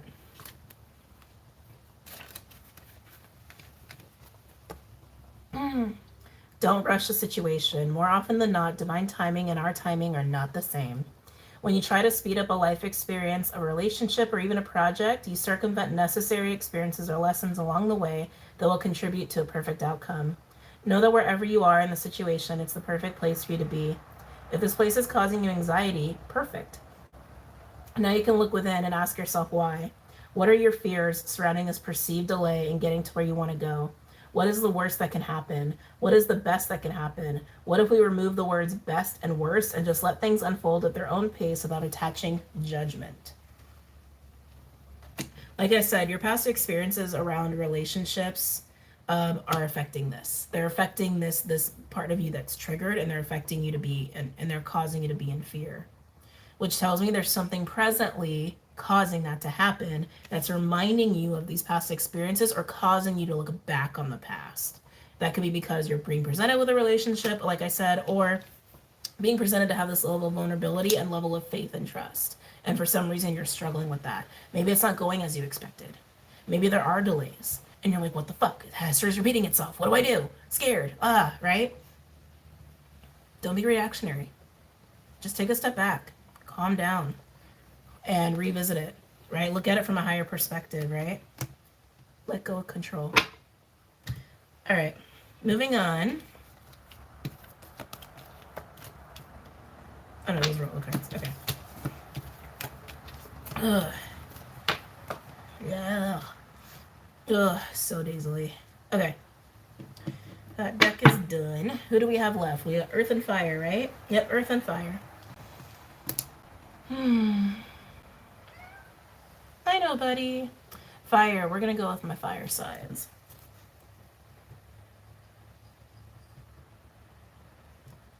Okay, Aries, Leo, Sag.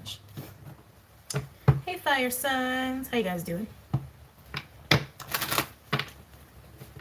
Aries, Leo, Sagittarius.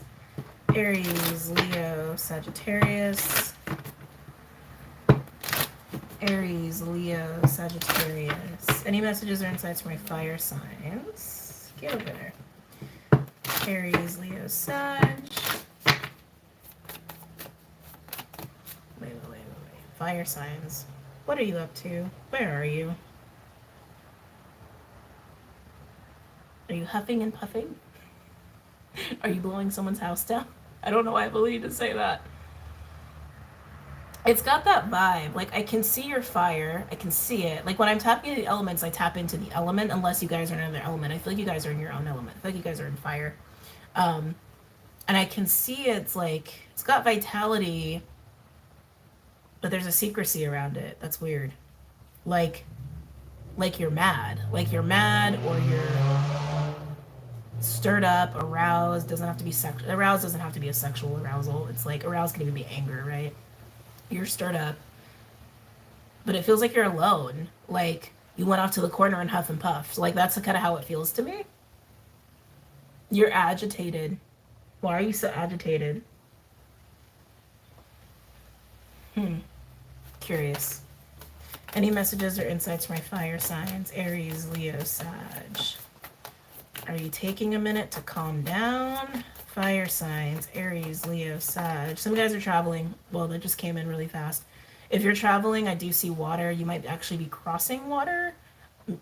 Maybe not on a boat, but like, you know, going from like one continent to another, or like, you know, I just see water. So you could be going on a cruise, or maybe you're flying over water. I just keep seeing water. Am I taking these? No. Okay, it's a lot. Maybe some guys don't want to travel, but you have to. I know there's like, I keep getting you're irritated about something, you're agitated about something, and you're trying to deal with it. Like, I feel like in secret.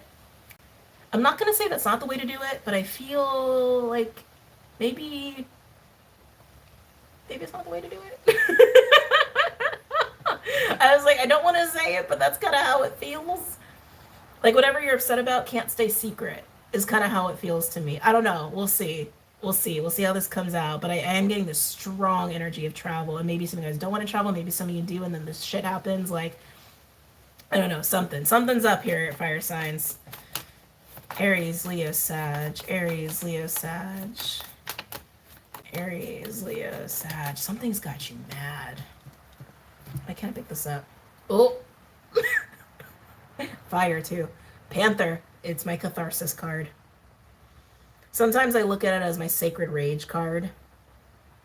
Yet, fire signs, you're upset.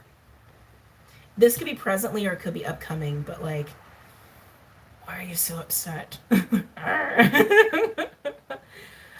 of you guys, this is a pattern. Oh man. Some of you guys, this is a pattern where you've been keeping your anger a secret. Why? I heard responsibility. Or you just feel like it's a no-no to be angry. Some of you guys, you just think it's a no-no to be angry. Some of you guys, I keep hearing responsibility. Like if you were to get angry, it would like, I don't know, negatively affect your responsibilities. But I feel it. This is anger. And again, some of you, it's sacred rage, and it's been happening in secret. I just keep getting that feeling. It's been happening in secret, or you've been like trying to not let on to how irritated you are or angry you are.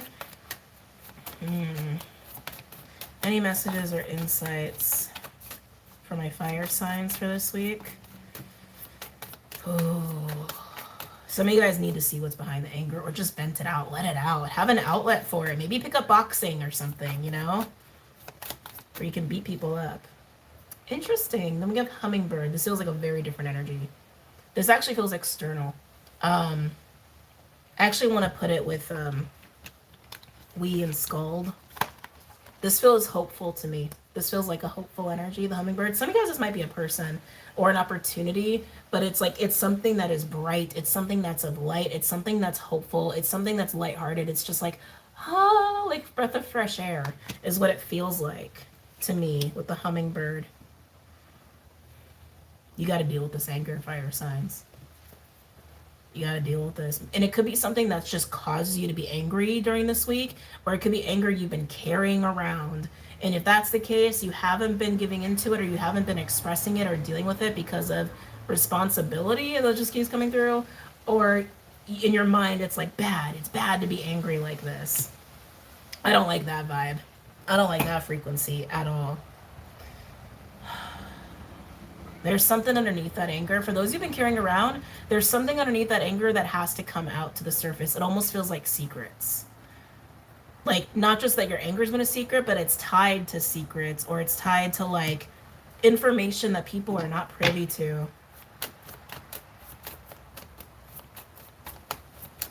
And should be privy to. Oh my god, fire signs. You guys got a lot of stuff going on. You guys are all across the board. Now we have dolphin. But actually, this was coming up in your past. It wanted to land over here with the dissonance of your soul. Which is weird that it would be dolphin. It's being resolved. Thank you. It's being resolved. Dolphin's a healer energy. It literally represents a healer of sorts, like a mystic healer in this deck. It also speaks of play and sensuality and fun. Hold on a second. Buddy, I'm almost done.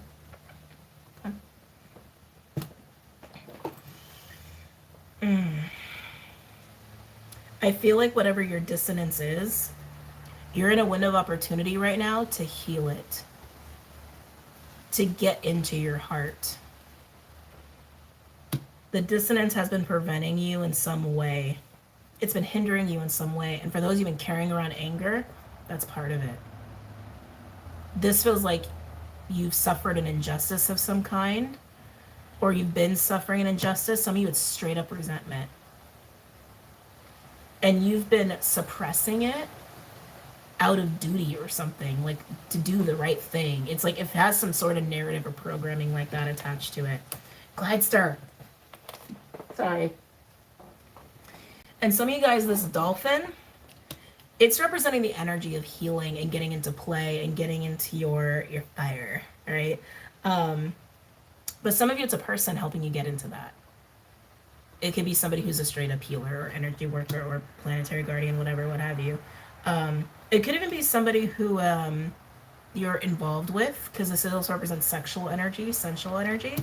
It's very playful. It's very playful. It's very lighthearted. And it's actually very similar to what I'm feeling with the hummingbird, like lighthearted energy and hope and inspiration. But presently, there's anger that has to be addressed. Because some of y'all have been suppressing it for a long ass time out of some strange form of duty and responsibility or the right thing or whatever and what have you. And some of you, it's just getting activated this week, but it's to show you something about yourself, okay? It's to show you what's been holding you back. Any other messages or insights for my fire signs? Aries, Leo, almost said water. Aries, Leo, Sag. Could be no other water sign, could have water in your chart. Ooh, there it is. It's funny because this is like my Scorpio card. The Vulture. Death magic. The Vulture is the garbage disposal of the ecosystem. And speaking spiritually, it's the garbage disposal of the things that no longer serve you, the things that are dead, okay? The things you've been carrying around with you. And it landed right here over Dolphin and Panther. This is healing. This is transmutation. This is alchemy, okay? And like I said, for some of you, the Dolphin could actually be a person who's helping you through this process. It feels like for some of you, this is like an ending of sorts. Like some of you guys might actually be going through an ending of a cycle or ending of a situation or relationship or job or whatever in your life. And it's just like, it's adding, I want to say fuel to the fire, but it's really your anger. It's adding more to the anger because it's, thank you, it's highlighting the unnecessary, how do I say this? Self-sacrifice. Is how it feels. That's how it feels to me intuitively.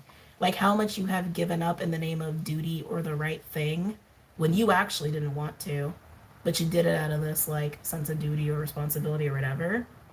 And the fact that whatever you've given so much to is over, you're like, let it out. Let it out. Or take that anger and use it to create something, the message of the week, right? But dolphin is helping you do that, whether it's a person or it's just the frequency that is helping you. It's fun, it's play, it's healing, it's sensual. Wow. And that's the other thing too, like anger and that kind of sexual energy, they're very close to each other. It's like it's in the lower chakras and like the sacral, the solar vibe, right? Or region of things. Let's keep going.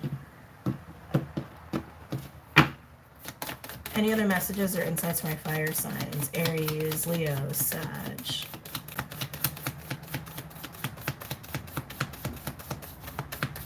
Some of you guys could feel like you had to give up fun and play in order for this like sense of duty or the right thing. It's weird it's coming out like that. Again, this could be somebody you know, doesn't have to be for you. Overall, crocodile, not a bad one to have. It's like a coming down. Okay. Whoa. Okay. I'm just taking a peek at what's underneath. Anyway, crocodile. This is taking time to cool off. This is taking time to come down. So yeah, like I said, let that anger be released. Don't suppress it. Don't keep suppressing this anger. Okay. Yeah, and then we got peacock there. Some of you guys are really used to playing it cool as a cucumber. Some of you guys are really used to suppressing your emotions or not listening to them or detaching from them.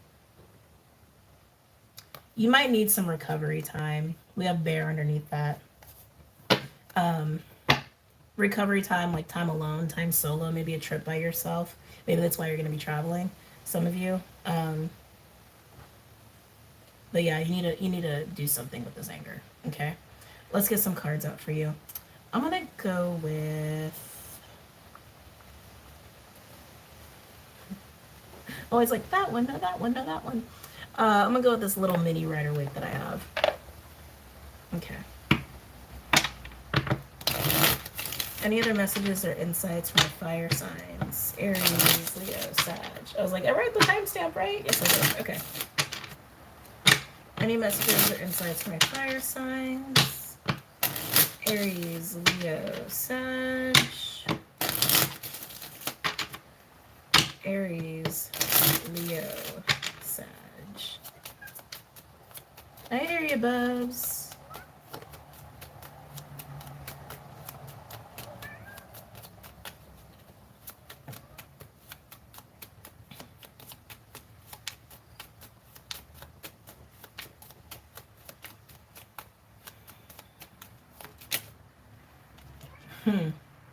Wow, look what landed on the vulture. Page of Wands and the Six of Pentacles. Page of Wands is like new adventure, passion, creativity.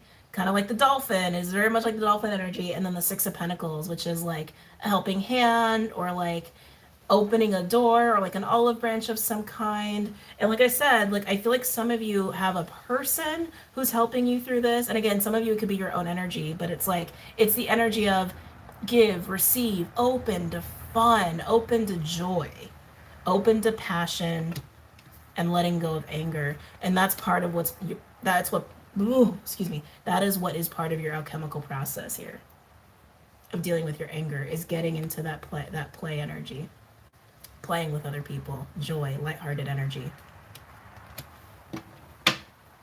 Could even be flirting. Could even be some flirty time.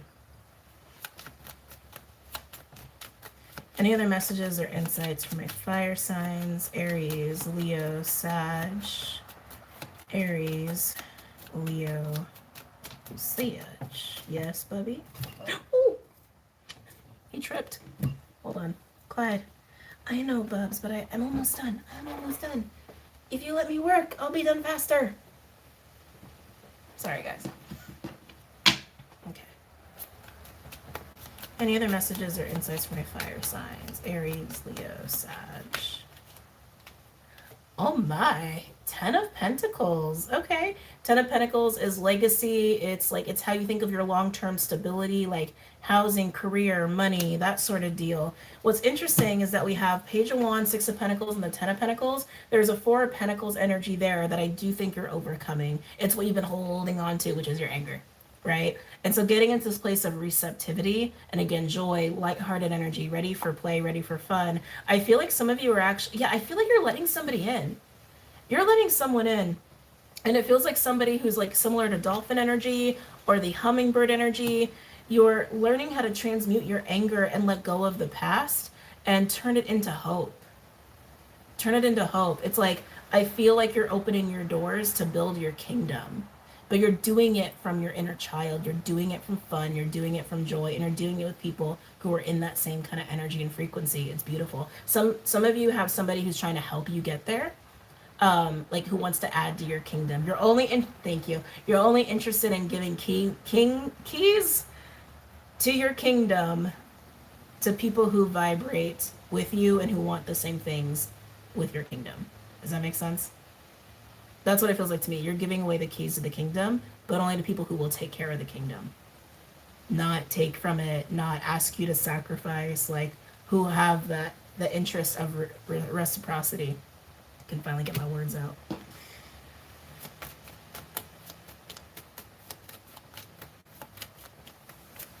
Some of you guys might actually be giving away a business or even selling a house to have a new start here, and you're doing it with joy and excitement. You're not doing it from fear. You're not doing it from an egoistic place. Hold on a second. Clyde, please, please. I know, buddy. Can you get down? Please. Please.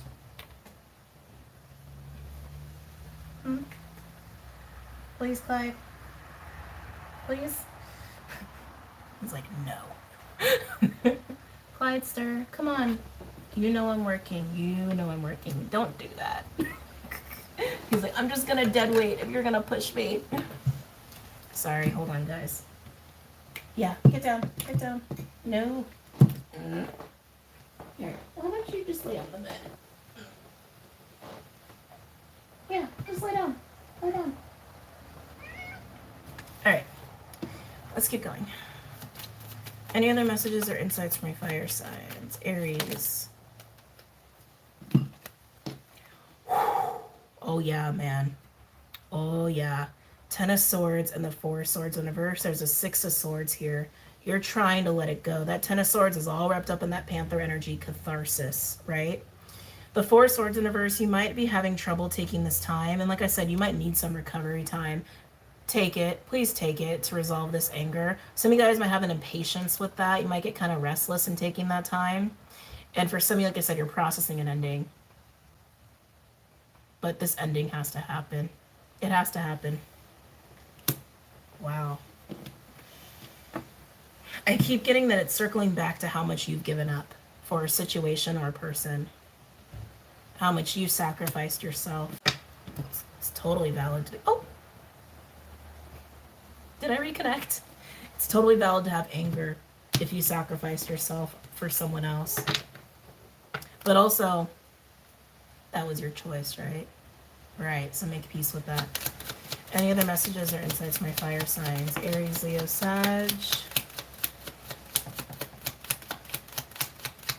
Aries, Leo, Sag. Okay. Oh, we also got a peeker. Where does this Queen of Swords want to go?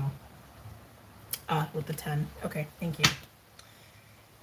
All right, so quite a few cards just came out here. We have a Page of Pentacles in reverse, and it came way out of left field, way away from all the other cards. We also have, oh, there's a lot of energy here. Wow. 5 of Wands, 6 of Cups, and the 8 of Wands. Landed over this 10 and the 4. This Queen of Swords made an appearance. They said put it on the 10 of Swords.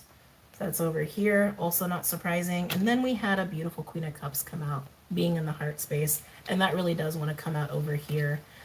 Yeah, fire signs. I'm looking at a huge transition. Huge. Like I said, some sort of anger tied to this feeling of betrayal because you gave up so much for a certain situation or job or relationship or what have you. And for, I think a lot of you, it's like you either need to let it go or it's actually the situation is over and you're resentful about it, right?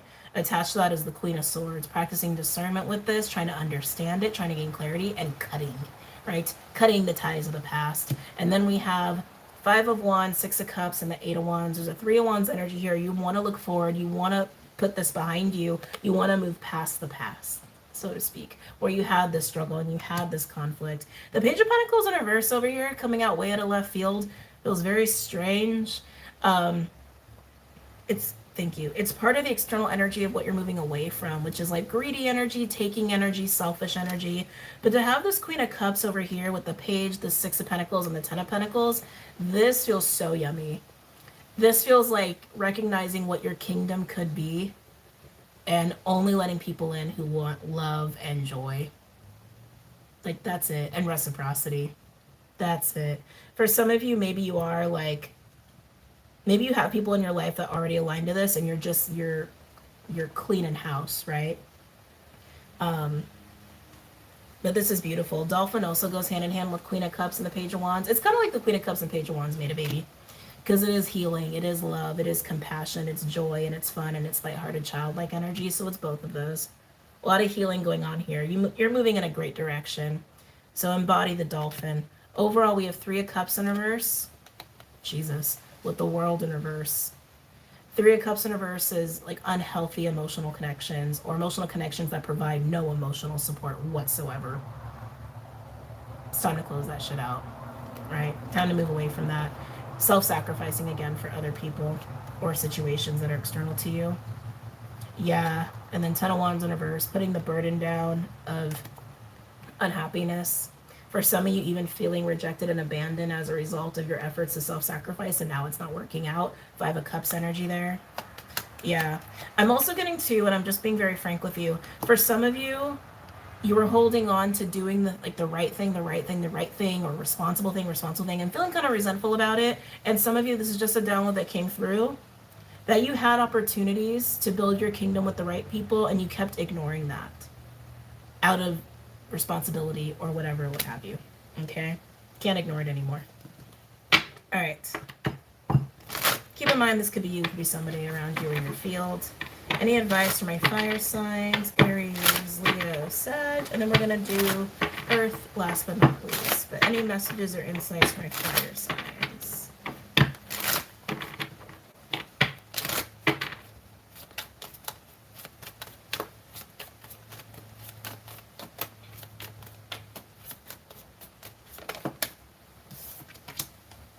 Sacred space, your kingdom. What does your kingdom look like, and who are you going to give the keys to? Who's going to hold the keys to your kingdom? They better be freaking special. They better be pretty amazing. Okay, hold on. All right. For some of you, this was also speaking to sexual relationships. Sorry, that just came in. The second I said, like, who's going to hold the keys to your kingdom? They better be freaking special. I felt all this sexual energy, and I was like, oh, shit. So some of you guys might have been engaging with sexual partners that were people you should not have been engaging with. So I'm not going to say not should have, but that were not in your highest good to be engaging with sexually. It almost feels like, too, like going from distorted sexual energy or addictive sexual energy to sacred sexuality even. But anyway, sacred space. Find a spot in your home or office that you can access easily. Create a sacred spot just for you. This will be a place for you alone. If space is at a premium, then a shelf or a corner will do. Put here only those items that hold significant meaning to you and touch you on a deep personal level. Examples are photos of loved ones, rocks, feathers, shells. Place a candle, even if it cannot be lit. This signifies the element of fire and represents the flame of Creator's love for you. The fire of creation or purification. Perhaps fire means something entirely different to you. Use the space to go to daily, even if it's just for a few moments, to ground and calm yourself. Working this into your daily routine will bring you to a place of greater understanding. It's funny because that's exactly what I was feeling with you at first. Like, you're alone, but you're angry. But I could see your flame, right? It's like almost exactly how it was described in the illustration of doing that practice of sacred space. Like I said, Four of Swords energy, you do need some space to recover. You do. To process this anger. It just is what it is. And you're going to have such a turnaround too when you do it. So have your safe space, your little bubble if you need it. And like I said, for some of you where you do have a dolphin in your life, let them in, man. They're so healing for you. Their energy's so yummy. All right, moving on. Moving on. Yeah, whoever you were dealing with before or other energies, the energy of the circumstance that like you're not going to be part of anymore. Immature, very immature. Very mature energy there. All right. Get closer. Almost, Bubs. Be patient. He's like, come on. All right. Oh, Earth. Sorry, timestamp. Excuse me.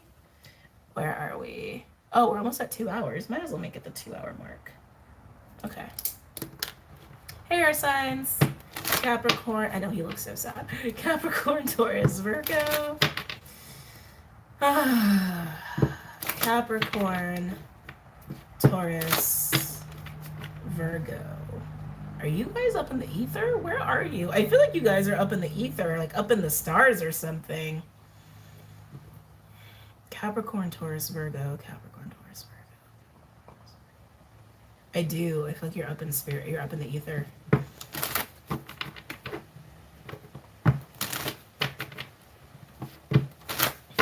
Any messages or insights from my earth signs? Capricorn, Taurus, Virgo. Are you coming down? Are you going to ground soon? You doing a lot in the astral? You doing a lot in dream time? Any messages or insights from my earth signs? Capricorn, Taurus, Virgo.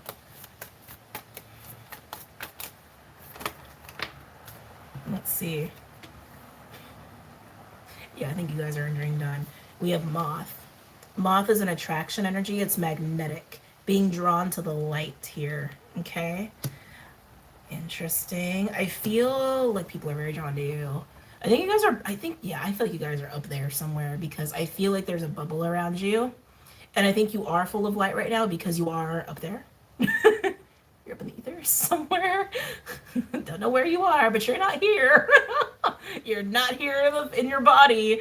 That's for sure. Maybe because some of you guys need to ground, but you have a lot of light right now. And I think people are trying to get your attention. Don't get distracted. Like it might even be like every time you try to take space, like your phone blows up or people want to see you and you're like, what the fuck? And it's because you're so full of light right now. And then we have the crow and the snake.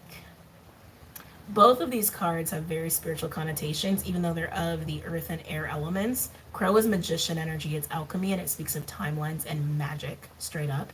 The snake is kundalini energy and speaks of cycles and activations. You're not here. You're up there. You're up there. What are you doing? Some of you guys are doing a lot of work in dream time. Some of you guys are doing a lot of work in dream time. Yeah, don't get distracted. Don't get distracted. Don't get distracted.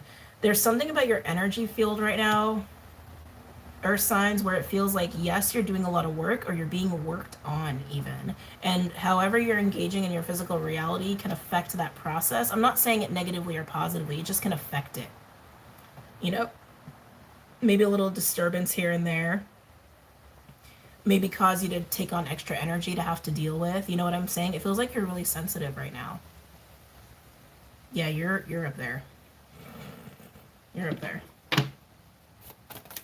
Anything else from my earth signs? Capricorn, Taurus, Virgo. And if you're not up there, you're really focused on important work is what I want to say. I keep hearing important work, important work, important work, important work.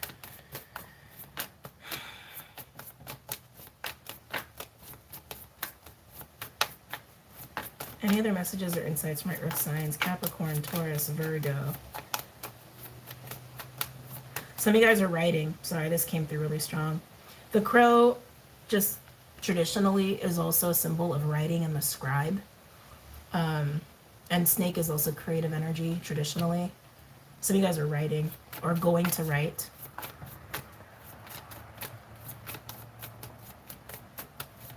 Some of you guys are working with Odin. Nice. People don't realize Odin is a poet. He's also a scribe. He's also a psychic.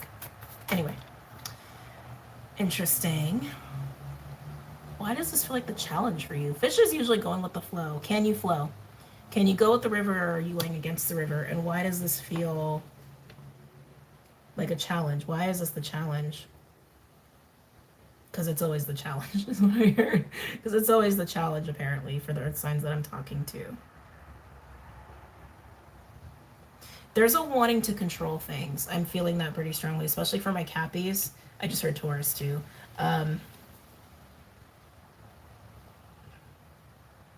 There's a desire to control. Try really hard to not feed that monster, to not feed that wolf if you can, because whatever you're doing up in the realm, some of you guys are getting just straight up downloads and shit. Like, it needs to happen. Okay, it just needs to happen. I would definitely also for the, and this is, they're not a reading for everybody. This is clearly for reading for my spiritual people, my light workers. Up 12:21 and looked up at my messed up clock. Talk to your spirit team about it. If you need time to take care of 3D shit, talk to them about it, because I'm also feeling that too. There's almost this feeling of like, if I don't have some sense of control, or if I don't have some sense of like dealing with physical reality, then things are going to go awry. That's how it feels. And you're not necessarily wrong, or signs. You're not necessarily wrong either. That takes priority. Not priority, it takes prioritization. That's what I meant to say. It takes prioritization, right? Can you surrender to this process fully? Can you? Some of you feel like you don't have a choice, is also what I'm feeling. But can you surrender to this fully? Man, your ego wants to control. Intensely. I can feel it. I can feel it in my solar and my heart space too. Might be something going on there. Might be speaking to some earth signs who've had a very chaotic upbringing, or it's just suffered a lot of trauma and abuse, making you want to control things. I just heard addict. Maybe you suffered with addiction, or you've dealt with people who are addicts. Control. All I'm hearing now is control. Can you fully let go of control? Are you capable of fully let go of control? I feel like there's so much fear and anxiety when I said that. Any other messages or insights from my earth signs? Capricorn, Taurus, Virgo. Interesting. Hummingbird. That came out in, who did we just do? Fire. That came out in the fire sign reading. And we have, we got quite a pile here. Oh, I like this. We've got deer and beaver and unicorn. We got earth, we got water and spirit. Ether, this is the third eye chakra. We also have more air over here with hummingbird. Or we have air here with hummingbird. You have a lot of air and a lot of earth. Actually, you have air, earth, and water. You have no fire here whatsoever. Let's sit in this energy for a minute. This is about the work that you're going to be doing, earth signs. It's going to require you to have some faith and let go of control. It's funny because beaver to me is kind of like, there is some control in beaver energy.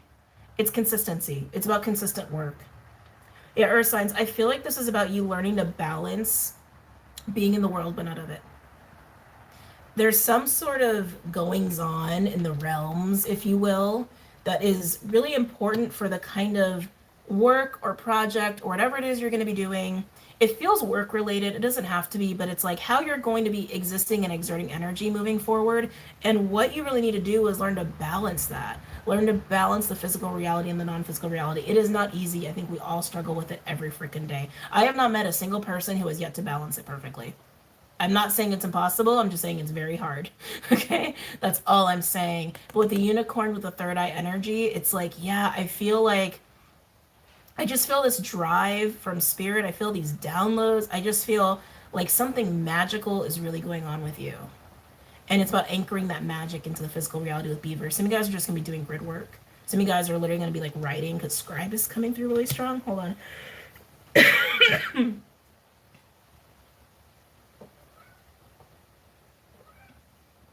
You're anchoring your vision. That's what they just did. Oh, sorry.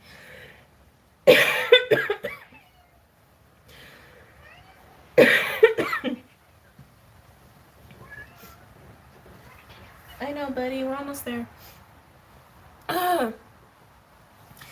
You're anchoring your vision. Whatever your vision is, whether it was from a vision, a download, but your personal vision, you're anchoring it into this reality, but the vision is coming from your spirit, your soul, your heart, spirit itself. Clyde. I know. Can you be patient a little longer? Maybe? Maybe not?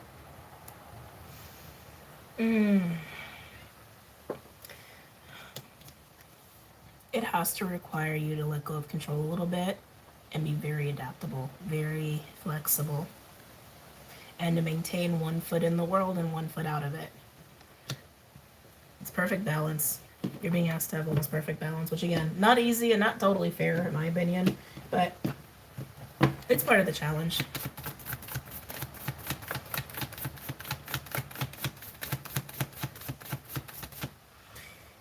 Sorry, this is coming through too. You're never going to be perfect. You're perfect in your imperfect ways, like we all are, right? But you're never going to be 100% everything on point in exactly the way you want. And everything you touch is not going to be that way either. There's perfect chaos. Like I said, perfect imperfections. You got to accept that. You got to accept finding the beauty in just how things unfold, right? Even if it's not your idea of how it should be. Again, this whole control thing. Clyde. Clydester. Mr. Clydester. You gotta give me a little bit more time, Bubs. Okay?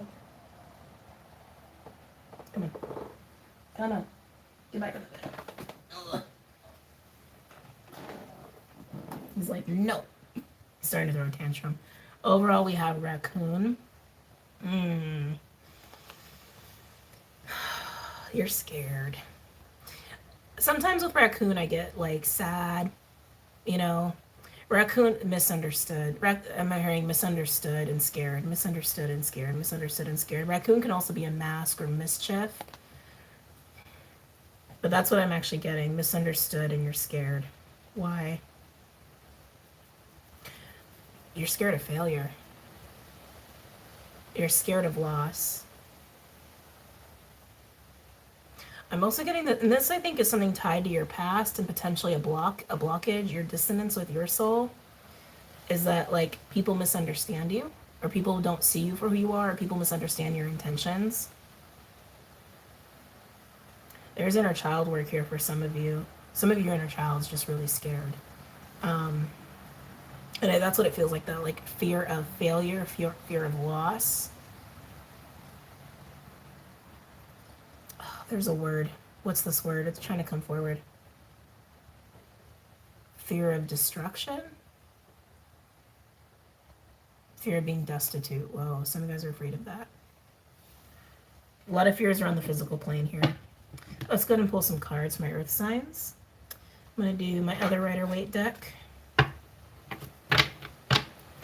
Any messages or insights for my earth signs? Capricorn, Taurus, Virgo, Capricorn, Taurus, Virgo,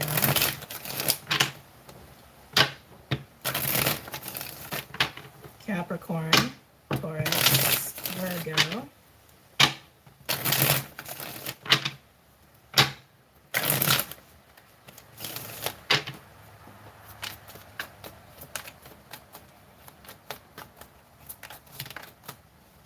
let's see here.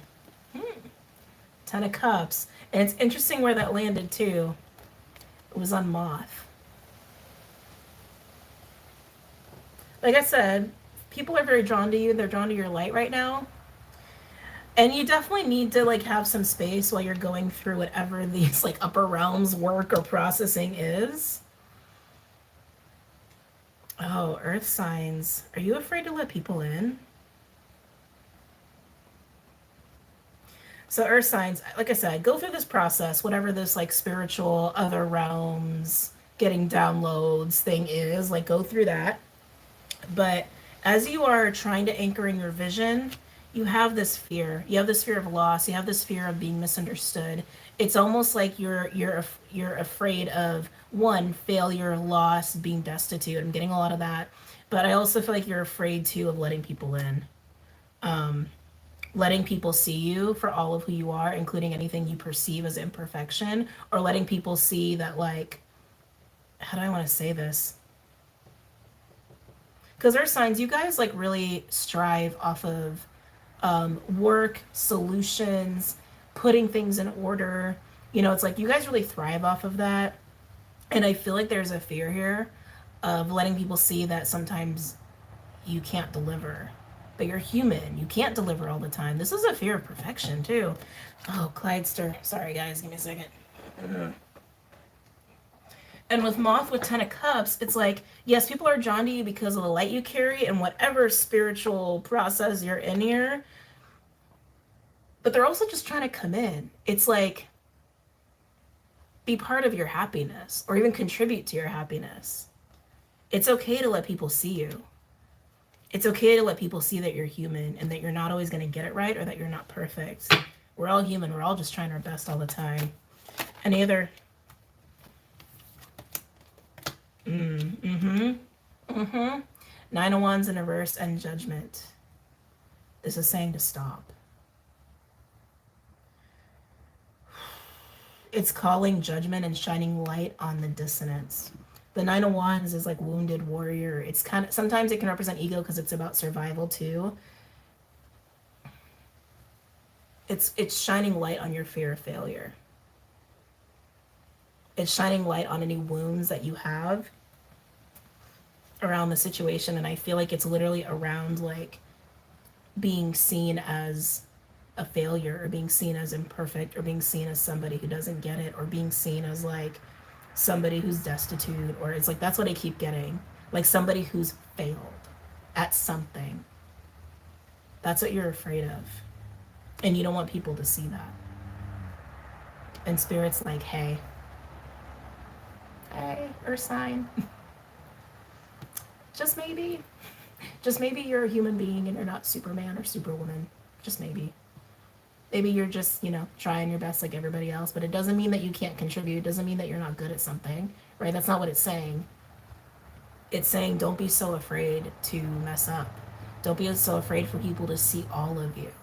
And that could also come as a result, too, of having maybe, and underneath that we have Peacock.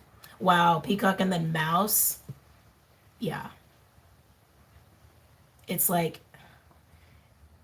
so this is, I'm sorry, I'm being drawn to say this, to speak on this. So sometimes, people who grew up in traumatic childhoods or toxic family systems were expected to be perfect with no help. And what does that create? An anxious mess. That's what that creates. Because everybody needs help. Everybody needs help at some point, right? And that's what Spirit is trying to get you to see about something you've been carrying around and about your own dissonance. Your fear of being that. Of being the person who needs help. Being the person who doesn't have it all figured out. That's also control. That also comes down to control. And there's definitely some ego stuff going on there too. I just want to give you a hug or signs. Any messages or insights? Oh, too many. For my earth signs, for Capricorn, Taurus, Virgo. Sun in reverse with the Ten of Cups. You're having trouble seeing this about people. They just want to love you. They just want to help. They just want to support. Are there bad people out there too? Yeah, of course. Of course. There are ill-intended people everywhere. But I feel like people who are drawn to you where you're like,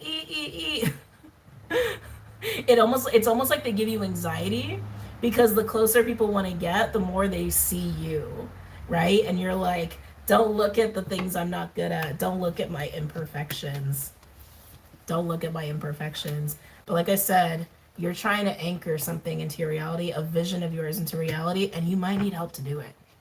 You might need other people to help you do it. God, these cards are all talking today. Any other messages or insights from my earth signs? Capricorn, Taurus, Virgo. Ten of Swords in reverse. You're afraid of people hurting you because it landed on the Moth.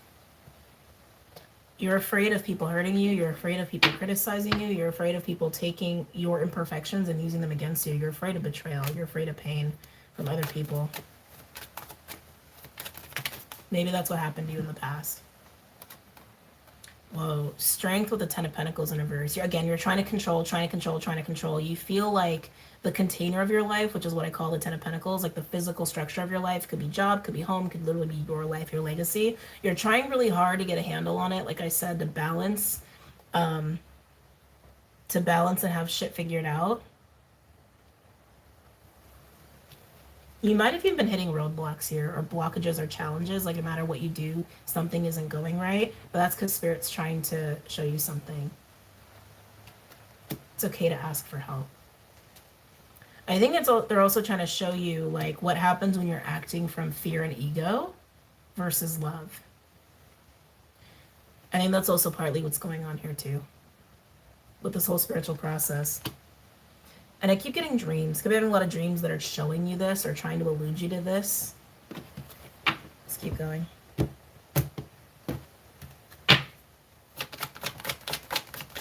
Any other messages or insights from your earth signs? Capricorn, Taurus, Virgo. Capricorn, Taurus, Virgo.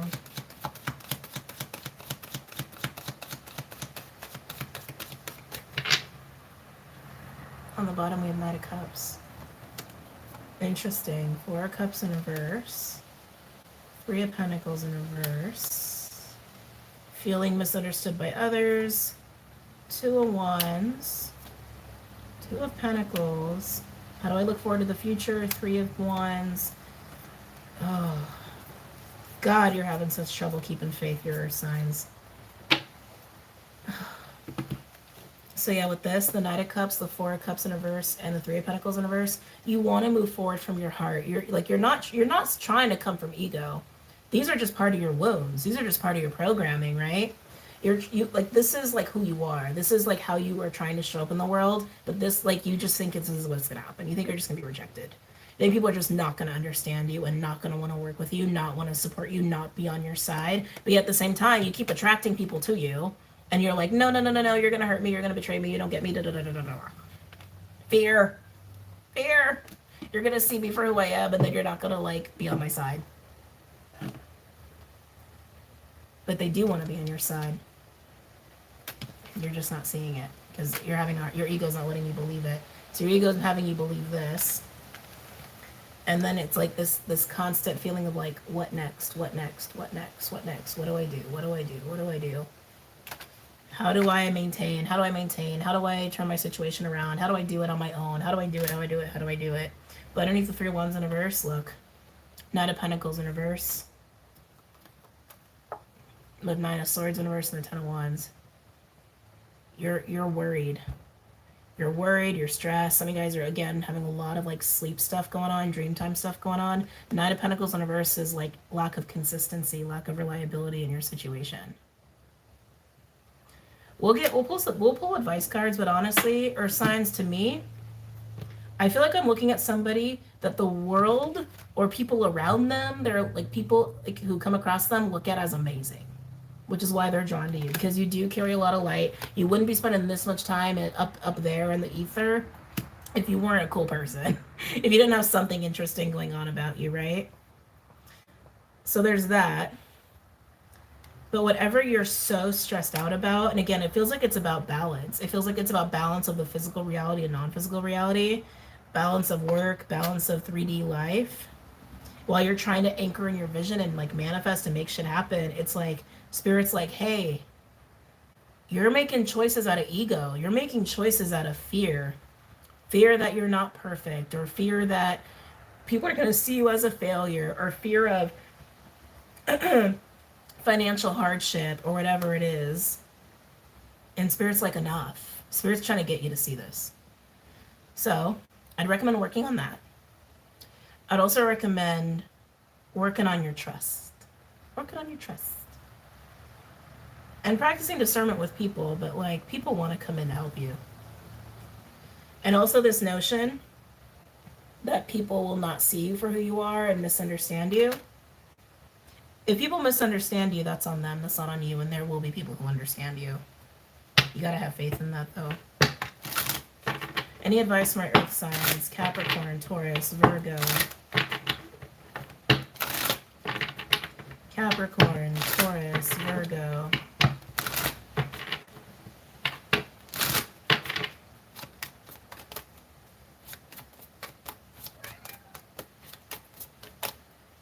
Capricorn, Taurus, Virgo.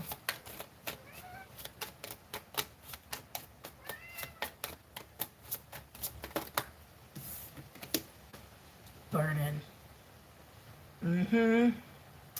How are these fears, these ego-driven decisions, because it's coming from fear and all these things, how is it adding stress to your life? How are you causing this burden?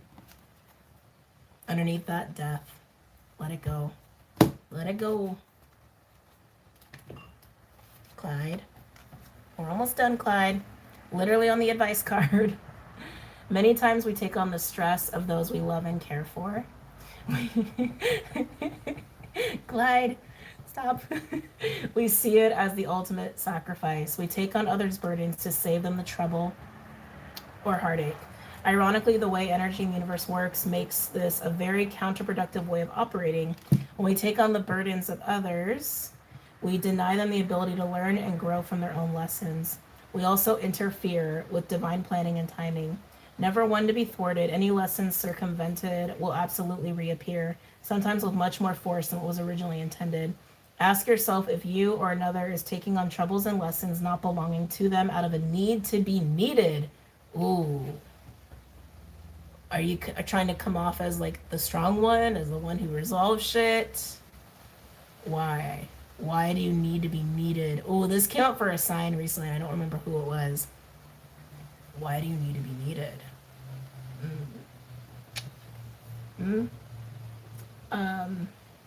Where was I?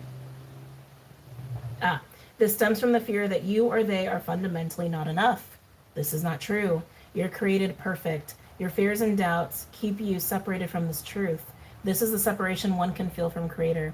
Once you accept and believe you are perfect and worthy, the tendency to make yourself invaluable to others through your help and assistance will go away. Your relationships can then be based on truth and not manipulation. You're so worried that people cannot be trusted when all they want to do is show up. Not everybody, like I said, practice discernment, but yeah, earth signs, it seems like you guys got a lot to work through here, okay? Oh, Clyde, I know. All right, guys, I'm gonna go. I hope you guys have a great week and a great night, and I will see you guys very soon. Take care.